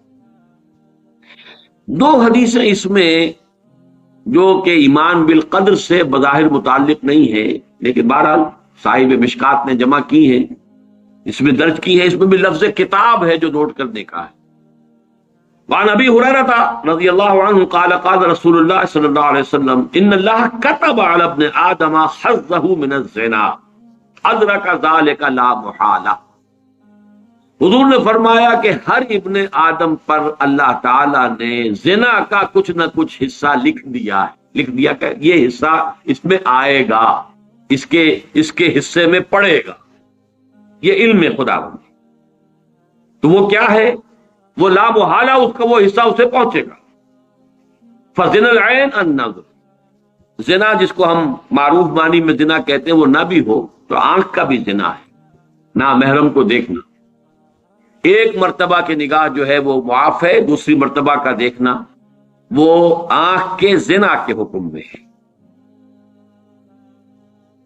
وزن اللسان النطق، نامحرم سے گفتگو کرنا اور خامخواہ گفتگو کو طول دینا، اس میں لذت لینا، ضرورت کے ساتھ کوئی گفتگو کرنی پڑ رہی ہے، کراہت کے ساتھ کرنی پڑ رہی ہے، بس جتنی بات ضروری ہے اتنی ہی کی ہے، وہ بات اور ہے، لیکن یہ کہ اس سے آگے معاملات مختلف اعتبار وہ بھی زبان کا نطق کا دینا ہے۔ والنفس یتمنی وتشتہی، اور نفس کا معاملہ یہ ہے کہ پھر وہ تمنا اس میں ابھرتی ہے کہ تکمیل ہو جائے اس عمل زنا کی، اور اس میں اشتہا ہوتا ہے، شہوت ہوتی ہے۔ والفرج یصدق ذلک ویکذبہ، اس کے بعد تو عمل جو ہے وہ یا اس کی توثیق اور تصدیق کر دیتا ہے یا اس کی تکذیب کر دیتا۔ متفق علیہ روایت۔ وفی روایت لمسلم، اور جو امام مسلم منفرد طور پر جو لائے ہیں روایت وہ یہ بھی ہے کہ قال كتب على ابن آدم نصیبہ من الزنا مدرک ذلك لا محالہ، العینان زناہما النظر، والاذنان زناہما الاستماع، واللسان زناہ الکلام، والید زناہ البطش، والرجل زناہ القطع، والقلب یہوی ویتمنا ویصدق ذلك الفرج ویکذبہ۔ بہرحال اس کی بھی مزید ترجمے کی ضرورت نہیں ہے، بات مضمون وہی ہے۔ اب آئیے نویں حدیث۔ وعن عمران بن حسین رضی اللہ عنہ ان رجلین من مزینہ قالا، حضرت عمران بن حسین کہتے ہیں رضی اللہ تعالی عنہ کہ بنو مزینہ کے دو شخص آئے حضور کی خدمت میں، انہوں نے بات کہی، یا رسول اللہ، اے اللہ کے رسول، ارأیت ما یعمل الناس اليوم ویقدحون فیہ، کیا آپ کی رائے ہے یہ لوگ جو آج کام کرتے ہیں، عمل کرتے ہیں، بھاگ دوڑ کرتے ہیں، جہاد کرتے ہیں، انفاق کرتے ہیں، قدح قادح الی ربک قدحا فملاقیہ، یہ آخری پارے میں جو آیت آئی ہے وہ قدح، مشقت جھیلنا۔ تو یہ جو انسان مشقت کرتا ہے، اب اس کے بارے میں آپ کیا فرماتے ہیں؟ اشیء قضی علیہ، کیا یہ کوئی ایسی شے ہے جو ان کے بارے میں پہلے سے طے شدہ ہے؟ وَمَضَى فِيهِمْ قَدَرٌ سَبَقَ، اور یہ کہ کوئی قدر جو ہے، تقدیر پہلے ہی سے طے پا چکی ہے ان کے بارے میں۔ أَوْ فِيمَا يَسْتَقْبِلُونَ بِهِ مِمَّا آتَاهُمْ بِهِ نَبِيُّهُمْ وَثَبَتَتِ الْحُجَّةُ عَلَيْهِ، یا یہ کہ جو بھی مستقبل میں آنے والا ہے، جن میں کہ کوئی نبی ان کے پاس کوئی پیغام لے کر آتا ہے، ان پر حجت قائم ہو جاتی ہے، یہ چیزیں جو ہیں ان کا کیا آپس میں ربط اور تعلق ہے؟ فقال، حضور نے فرمایا، لا بل شیء قضی علیہم ومضی فیہم والتصدیق ذلک فی کتاب اللہ عز وجل ونفس وما سواها فالہمها فجورها وتقواها۔ حضور نے فرمایا، اور یہاں پر پھر میں کہوں گا کہ اس سے مراد صرف وہ علم الہی ہے کہ اس میں وہ شے طے شدہ ہے کہ کسی شخص کو کیا کرنا ہے، کیا کرے گا، لیکن اس سے اس کے آزاد ارادے اور اس کے چوائس کی نفی مطلق انفر کرنا درست نہیں۔ وعن ابی ہریرہ، 10ویں حدیث، حضرت ابو ہریرہ سے مروی ہے رضی اللہ تعالی عنہ، قال قلت یا رسول اللہ، وہ فرماتے ہیں کہ میں نے عرض کیا اللہ کے رسول، انی رجل شاب،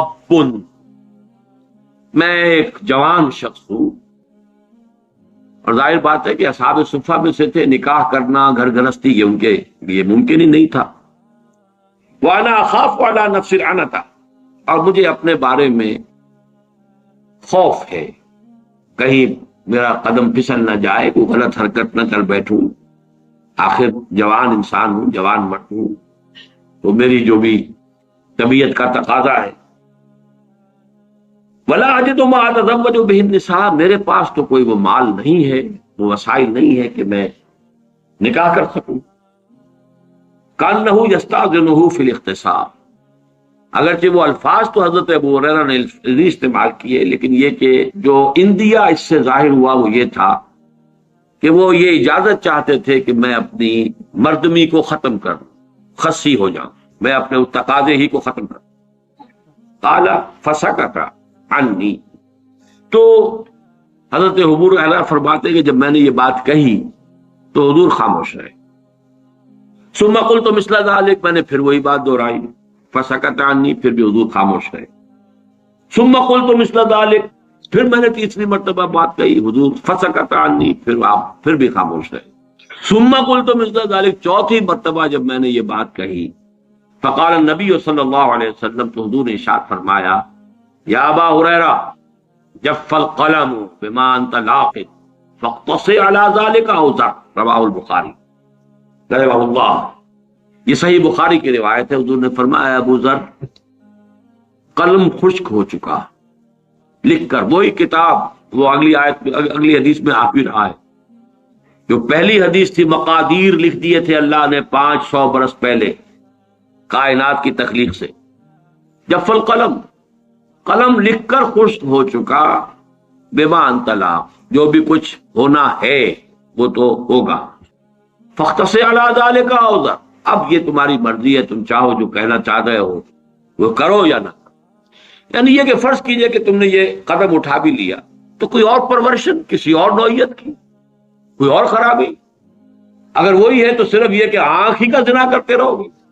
اگر تم قابو نہیں کر سکتے اپنے اوپر، تو اگر تم نے وہ زنا کا وہ جو عمل ہے اس سے اپنے آپ کو معذور کر بھی لیا، تو آنکھ کا زنا، کان کا زنا، زبان کا زنا، یہ چلتے رہیں گے. تو وہ سب مل کر بھی تو کچھ بہت بڑی شے بن سکتی ہے. تو اصل شے تو یہ کہ کنٹرول کرو، باقی جو ہونا ہے وہ اللہ کے علم میں ہے. البتہ تمہارا حساب تمہارے اس اسٹرگل کے اوپر ہوگا جو تم نے کی. اللہ جانتا ہے کہ تمہارے لیے کیا موانع تھے، کیا مشکلات تھے، ظاہری تھے، خارجی تھے، باطنی تھے، داخلی تھے، کیا کیا رکاوٹیں تھیں، اور کسی شخص کے لیے پاک دامنی کے لیے کتنی سہولتیں تھیں. 4 بیویاں رکھتے ہوئے بھی اگر کسی نے زنا کیا تو معلوم ہوا کہ اس کی شقاوت جو ہے وہ اس انتہا کو پہنچ گئی کہ جس کے لیے کوئی اب عذر نہیں. لیکن یہ کہ ایک ایسا شخص جو ہے اس کا معاملہ کس درجے کے اندر وہ کس ضیق نفس کے اندر مبتلا ہے، اسٹرگل کرتا چلا جا رہا ہے، تو اللہ تعالیٰ اس کے حساب سے معاملہ طے کرے گا. 16ویں حدیث. اب یہ یہاں سے شروع ہو گیا اس کا جو فصل ثانی ہے، اس مشکات المصابیح کا اس باب کی فصل ثانی. عن عبادۃ بن صامت رضی اللہ عنہ قال قال رسول اللہ صلی اللہ علیہ وسلم ان اول ما خلق اللہ القلم فقال له اکتب قال ما اکتب قال اکتب القدر فكتب ما كان وما هو كائن الى الابد. رواه الترمذی وقال هذا حدیث غریب اسنادا. اب یہ دیکھیے امام ترمذی اس روایت کو لائے ہیں اپنی جامع میں، لیکن ساتھ ہی کہہ دیا ہے کہ یہ سند کے اعتبار سے غریب ہے، یعنی زیادہ معروف نہیں ہے، پہچان میں آنے والی نہیں ہے. غریب ان یہ حدیث کی اصطلاحات ہیں، میں اس کی بحث میں نہیں جاتا. لے کیوں آئے سوچنے کی بات ہے. اس لیے کہ وہ پہلی جو حدیث ہم پڑھ چکے ہیں مضمون تو اسی کا ہے. پہلی حدیث اس لیے میں نے نوٹ کرایا تھا کہ 16ویں حدیث میں اسی موضوع کی ہوگی. عن عبداللہ ابن عمرو بن العاص قال قال رسول اللہ صلی اللہ علیہ وسلم كتب اللہ مقادیر الخلائق قبل ان يخلق السماوات والارض ب50,000 سنة. آسمانوں اور زمین کی تخلیق سے 50,000 سال پہلے اللہ نے ساری مقادیر لکھ دی تھی. اب چونکہ اس حدیث نمبر 16 میں اگرچہ سند کے اعتبار سے غریب ہے، مضمون تو وہی آ رہا، لہذا اس کو لے آئے ہیں، لیکن ساتھ ہی کہہ دیا سند کے اعتبار سے یہ غریب ہے. حضرت عبادہ ابن صامت فرماتے ہیں کہ اللہ تعالیٰ نے، کہ حضور نے ارشاد فرمایا کہ پہلی چیز جو اللہ نے پیدا فرمائی وہ قلم تھا. اب اس قلم سے مراد کوئی مادی قلم نہیں ہے، ابھی مادی کائنات کی تو ابتدا ہی نہیں ہوئی. جیسے کہ ہم نہیں جانتے عرش کی حقیقت کیا ہے، کرسی کی حقیقت کیا ہے، قلم کی حقیقت کیا ہے. اس اعتبار سے یہ ان متشابہات میں شامل ہوگا۔ فقال له اکتب، اور اللہ نے حکم دیا لکھو۔ قال ما اکتب، قلم نے سوال کیا کہ میں کیا لکھوں؟ قال اکتب القدر، اب قدر لکھ دو، مقادیر لکھ دو۔ وہاں مقادیر کا لفظ آیا ہے، یہاں قدر کا لفظ آیا ہے۔ اس کے سمجھنے میں دقت ہو سکتی ہے، مقادیر کے سمجھنے میں بات بالکل واضح تھی، اسی لیے میں نے شروع کی لغت کی بحث میں اس کو خاص طور پر نوٹ کروایا۔ اکتب القدر، فکتب، تو اس نے لکھ دیا، ما کان وما ہوا کائن الی ابد، جو کچھ آج تک ہوا ہے وہ بھی لکھ دیا تھا، اور جو کچھ ابد تک ہونے والا ہے وہ بھی لکھ دیا۔ وعن مسلم بن يسار رضی اللہ عنہ قال سئل عمر بن الخطاب رضی اللہ عنہ عن هذه الآية وَإِذْ أَخَذَ رَبُّكَ مِنْ بَنِي آدَمَ مِنْ ظُهُورِهِمْ ذُرِّيَّتَهُمْ الآية، یہ سورہ اعراف کی جو آیت ہے کہ یاد کرو جب کہ اے نبی آپ کے رب نے تمام بنی آدم کی پیٹھوں سے ان کی ساری نسلیں نکال لی تھی، وَأَشْهَدَهُمْ عَلَىٰ أَنفُسِهِمْ أَلَسْتُ بِرَبِّكُمْ قَالُوا بَلَىٰ، وہ آیت اپنے ذہن میں لے آئیے۔ تو حضرت مسلم بن یسار فرماتے ہیں کہ حضرت عمر بن الخطاب رضی اللہ تعالی عنہ سے اس آیت کے بارے میں سوال کیا گیا، ذرا اس کی وضاحت فرمائیے۔ قال عمر، حضرت عمر رضی اللہ تعالی عنہ نے جواب دیا، سمعت رسول اللہ صلی اللہ علیہ وسلم یسأل عنہا، میں نے سنا تھا کہ حضور سے بھی اسی آیت کے بارے میں سوال کیا گیا تھا۔ فقال، آپ نے فرمایا، ان اللہ خلق آدم۔ اب دیکھیے قرآن مجید کی آیت کے الفاظ زیادہ مشکل ہیں، حدیث میں ان کو کی تسہیل ہو گئی ہے۔ وہاں الفاظ ہیں ذریتیں، گویا کہ آدم کی ذریت پہلے وجود میں آ گئی ہے، پھر ان کی پیٹھوں سے اللہ نے نسل آدم پوری نکالی ہے۔ یہاں حدیث نے اس کو واضح کر دیا، آسان کر دیا۔ ان اللہ خلق آدم، اللہ نے آدم کو پیدا فرمایا، ثم مسح ظہرہ بیمینہ، پھر اللہ نے اپنے داہنے ہاتھ سے ان کی پیٹھ پر مسح کیا، پھیرا اپنا ہاتھ۔ فاستخرج منہ ذریۃ، تو اس میں سے کچھ اولاد جو تھی ذریت آدم جو آنی ہے ابد تک، اس میں سے کچھ کو نکال دیا۔ فقال خلقت ہؤلاء للجنہ، فرمایا یہ وہ لوگ ہیں، یہ جنت کے لیے، میں نے ان کو پیدا کیا جنت کے لیے۔ ثم مسح ظہرہ بیمینہ، ثم ظہر،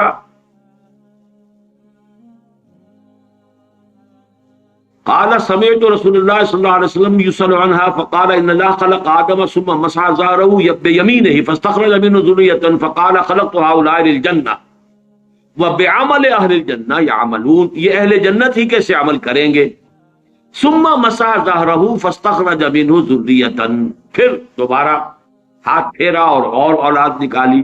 فقال خلقت ہؤلاء للنار وبعمل اہل النار یعملون، یہ جہنمی ہے اور یہ جہنمیوں کے سے عمل کریں گے۔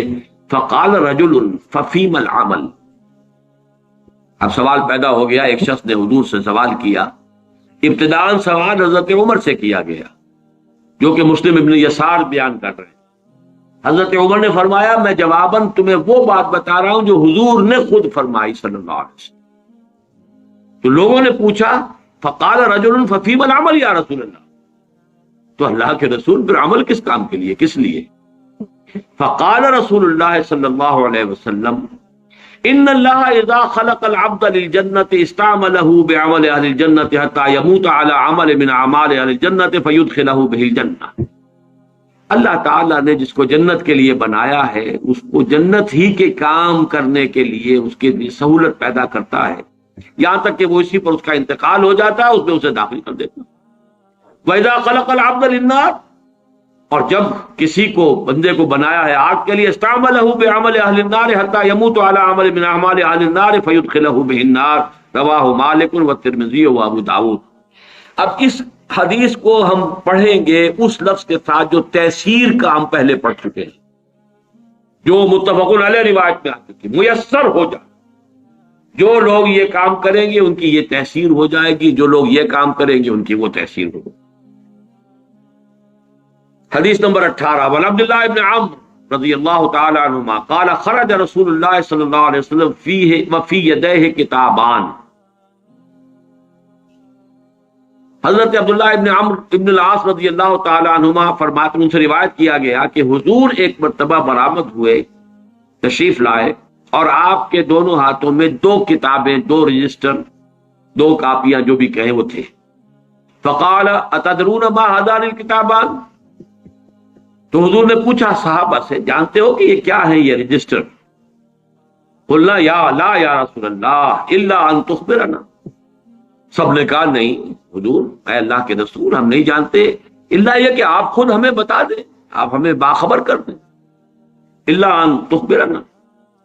فقال الذی فی یدہ الیمنی، تو اب آپ نے فرمایا جو آپ کے داہنے ہاتھ میں تھی، ھذا کتاب من رب العالمین، یہ ہے وہ نوشتہ تمہارے رب کی طرف سے، تمام جہانوں کے پروردگار کی جانب سے، فیہ اسماء اہل الجنہ، اس میں جو بھی لوگ انتہا کا جو درجہ ہے، آخری اپنے عاقبت کے اعتبار سے جنت میں جانے والے ہیں، ان کے نام درج ہیں۔ پھر یہاں نوٹ کر لیجیے، وہی کتاب، وہی علم خدا بندی جو ازلی ہے، قدیم ہے، اور اس کی کا جو بھی علم خدا بندی ہے وہ قطعی ہے، اس میں کوئی غلطی ثابت نہیں ہو سکتی۔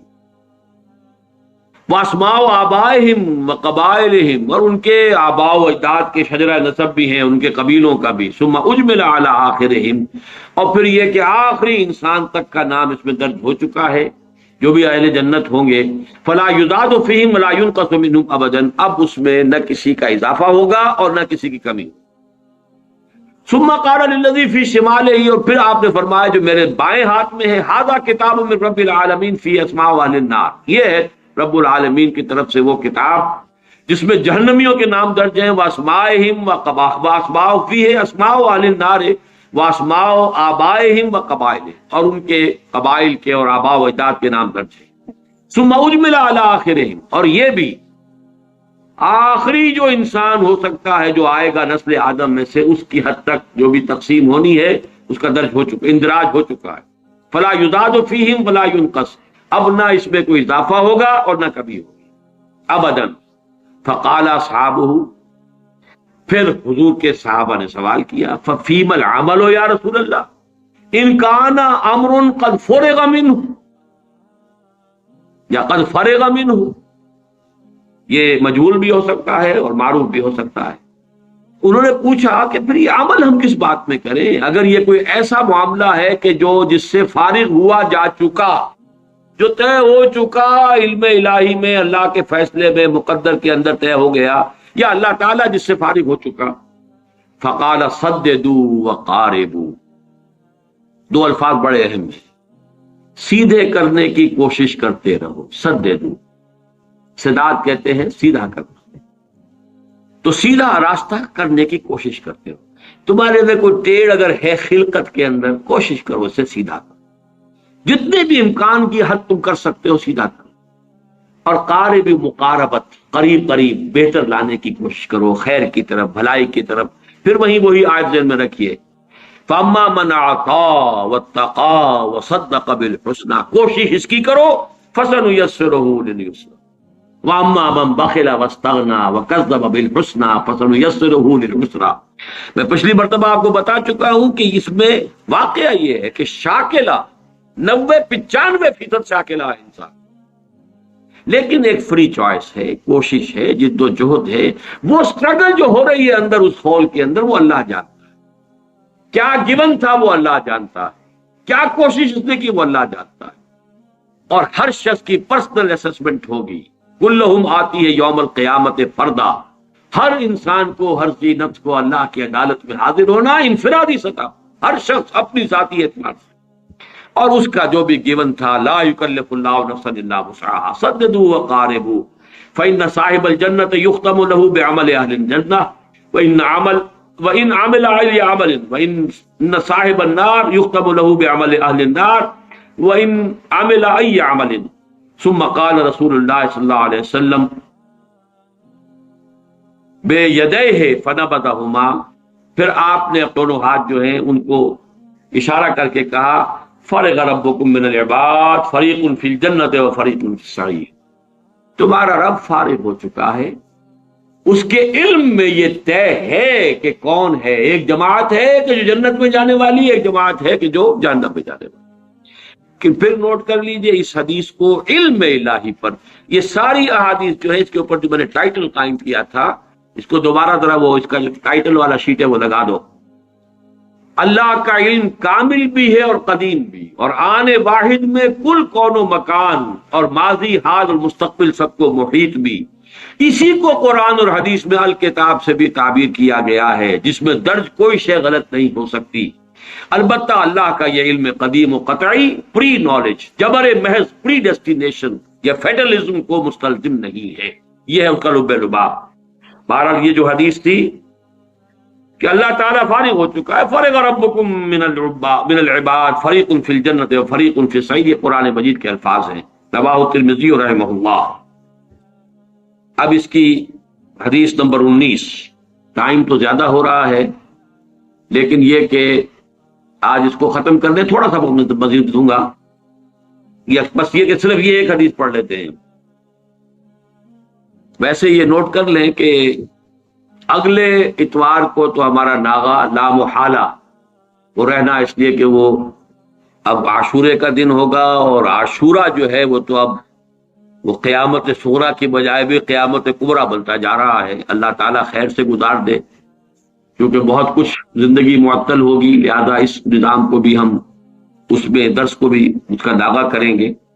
آج چاہیں تو ذرا زیادہ وقت لگا لیں، سوال جواب کی نشست بھی ہو جائے، کیونکہ اس کے بعد بھی شاید ایک اور اتوار میں حاضر نہ ہو سکوں، لیکن درس ہوگا انشاءاللہ۔ البتہ پہلا جو اب اتوار آ رہا ہے وہ غالباً 18 کو ہے، وہ عاشورے کا دن ہے، اس میں درس نہیں ہوگا، تو اس کی کو تلافی آج کرنا چاہیں تو آپ کی مرضی ہے۔ وہ خدامہ رضی اللہ تعالیٰ عنہ سے مروی ہے، نبی ہے، وہ اپنے والد سے روایت کرتے ہیں، قال، وہ فرماتے ہیں، قلت یا رسول اللہ، میں نے کہا ہے اللہ کے رسول، ارأیت رقن نسترقیہا ودوان نتداوا بہ وتقاتا نتقیہا هل ترد من قدر اللہ شیئا؟ بڑا تیکھا، بڑا ٹیڑھا سوال۔ میں نے اللہ کے رسول سے سوال کیا، اے اللہ کے رسول، ہم کچھ جھاڑ پھونک بھی کرواتے ہیں، یہ جھاڑ پھونک کا رواج تھا، اگرچہ حضور نے فرمایا ہے کہ میری امت کے 70,000 افراد وہ ہوں گے جو بغیر حساب کتاب کے جنت میں داخل ہوں گے، اور وہ متوکلون ہوں گے کہ جن کی پہلی صفت یہی ہے، لا یقون ولا یسترقون، جھاڑ پھونک نہیں کرواتے۔ یسترقون لازمن ہے لیکن یرقون کے بارے میں اختلاف ہے، یہ جھاڑ پھونک نہیں کرا، لیکن یہ کہ عام آدمی اس کو حرام قرار نہیں دیا حضور نے۔ تو وہ صحابی کہہ رہے ہیں، ارأیت رقن نسترقیہا، یہ جو جھاڑ پھونک ہم کرواتے ہیں، ودوان نتداوا بہ، اور دوا دارو جس سے کہ ہم اپنے امراض کا اور بیماریوں کا علاج کرنے کی کوشش کرتے ہیں، وتقاتا نتقیہا، اور یہ کہ کچھ حفاظتی بندوبست ہم کرتے ہیں اپنی جان کی حفاظت کے لیے۔ اب ایک حفاظت جو ہے وہ آج کل مجھ پر بھی ٹھونس دی گئی ہے، پرسوں جمعے کے روز اچانک پتہ نہیں کیا کھلبلی مچی، ایس پی صاحب بھی تشریف لائے اور پھر ڈی ایس پی صاحب بھی آئے اور 2 SHOs بھی آئے، کوئی افواہ اڑی ہوئی تھی شہر میں، کوئی خاص کوئی ہماری اکیڈمی کے بارے میں، واللہ عالم۔ میں نے تو کہا کہ کوئی مجھے تو نہ کوئی ٹیلی فون ایسا آیا ہے، بہرحال ان کا کہ ہم چاہتے ہیں یہاں پہ کہ کوئی گارڈ جو ہے کھڑے کر دیں۔ میں نے کہا وہ آپ اپنا جو بھی فرائض ہے آپ ادا کیجئے، باقی مجھے کوئی ضرورت اس کی نہیں ہے، اور ویسے بھی کوئی گارڈ آج کی دنیا میں، وہ پہلے کبھی اگر گارڈز کی کوئی ہوتی بھی تھی، کوئی ان کی تاثیر یا ان کا کوئی نتیجہ یا فائدہ، وہ آج کی دنیا میں ختم ہو چکا ہے۔ بہرحال 5 وقت تو ہم مسجد میں ایکسپوز ہوتے ہیں پوری طریقے سے، تو اس حوالے سے، اور لیکن اگر یہ اللہ کو منظور ہے تو یہ تو کام وہ ہے جو حضرت عمر کے ساتھ ہوا، حضرت علی کے ساتھ ہوا رضی اللہ تعالیٰ عنہ، دونوں کا معاملہ مسجد میں جو ہے حملہ ہوا تھا، لیکن ایسی کوئی صورت ہے ہی نہیں میرے لیے اس وقت جہاں تک میرے علم میں۔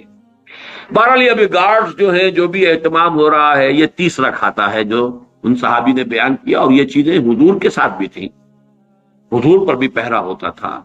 حضور جب مدینے میں تشریف لے گئے ہیں تو وہاں پر بھی پہرا ہوتا تھا، حضرت ابو ایوب انصاری کے مکان پر صحابہ پہرا دیتے تھے۔ البتہ اس کے بعد جب کوئی آیت نازل ہوئی، غالباً وہ روایت پوری طرح تو ذہن میں مستحضر نہیں ہے، واللہ یعصمک من الناس، تو پھر حضور نے کہہ دیا کہ اب میرے لیے ان پہروں کو کا اہتمام نہ کرو، کیونکہ اللہ تعالیٰ نے یہ وعدہ اور ذمہ داری لے لی ہے، اللہ تمہیں بچائے گا انسانوں سے، اے نبی اللہ بچائے گا آپ کو لوگوں سے۔ بہرحال یہ ضمانت جو ہے اور کسی کو تو نہیں ہے۔ تو انہوں نے یہ کہا رأیتا رقن نسترقیہا، یہ جھاڑ پھونک جو ہم کرواتے ہیں، ودوا نتداوا بہ، دوا ہے ہم کرتے ہیں، اس بخار کے لیے یہ دوا ہے، فلاں کے لیے یہ دوا ہے، وتقاتا نتقیہا، اور یہ کہ کچھ چیزیں جو ہیں حفاظتی تدابیر ہم کرتے ہیں، حفاظت اور پہرے۔ اور حل ترد من قدر اللہ شیئا، کیا اس سے اللہ کی تقدیر میں کوئی تبدیلی، کوئی شے پھیری جا سکتی ہے، لوٹائی جا سکتی ہے؟ اب سوچئے کیا جواب۔ نبی اکرم صلی اللہ علیہ وسلم کا جواب کیا تھا؟ قال ہی من قدر اللہ، حضور نے فرمایا یہ خود اللہ کی قدر میں ہے، یعنی تمہاری محنت، تمہاری کوشش، تمہاری جد و جہد اس کی نفی نہیں ہے، یہ خود اس اللہ کے علم کے اندر درج ہے۔ اس حوالے سے یہ اس قدر کے، اس تقدیر کے منافی ہے ہی نہیں۔ گویا کہ عالم اسباب کا استعمال، عالم اسباب میں جد و جہد کرنا، یہ ہرگز منافی نہیں ہے اس ایمان بالقدر کے۔ یہ گویا کہ لب لباب ہوا ان تمام احادیث کا، اور اسی پر میں آج کا یہ سلسلہ ختم کر رہا ہوں، اگرچہ اس بات کی کچھ احادیث ابھی باقی ہیں، لیکن میں یہ سمجھتا ہوں رواہ احمد و ترمذی و ابن ماجہ، یہ صحیحین کی روایت تو نہیں ہے لیکن مسند احمد ابن حنبل کا بہت اونچا مقام ہے، پھر جامع ترمذی میں بھی ہے، سنن ابن ماجہ میں بھی ہے۔ یہ حدیث جو ہے آخری میں سمجھتا ہوں کہ اس پہلو سے کہ اس نے عقدے کو اور کھول دیا کہ یہ سب کچھ اللہ کی تقدیر ہی کا حصہ ہے، یہ مقادیر کے اندر معین چیزیں ہیں، لہذا جد و جہد السعی منا والاتمام من اللہ، صحیح کرنا ہمارے ذمے، ارادہ کرنا ہمارے ذمے، صحیح کرنا ہمارے ذمے، نتیجہ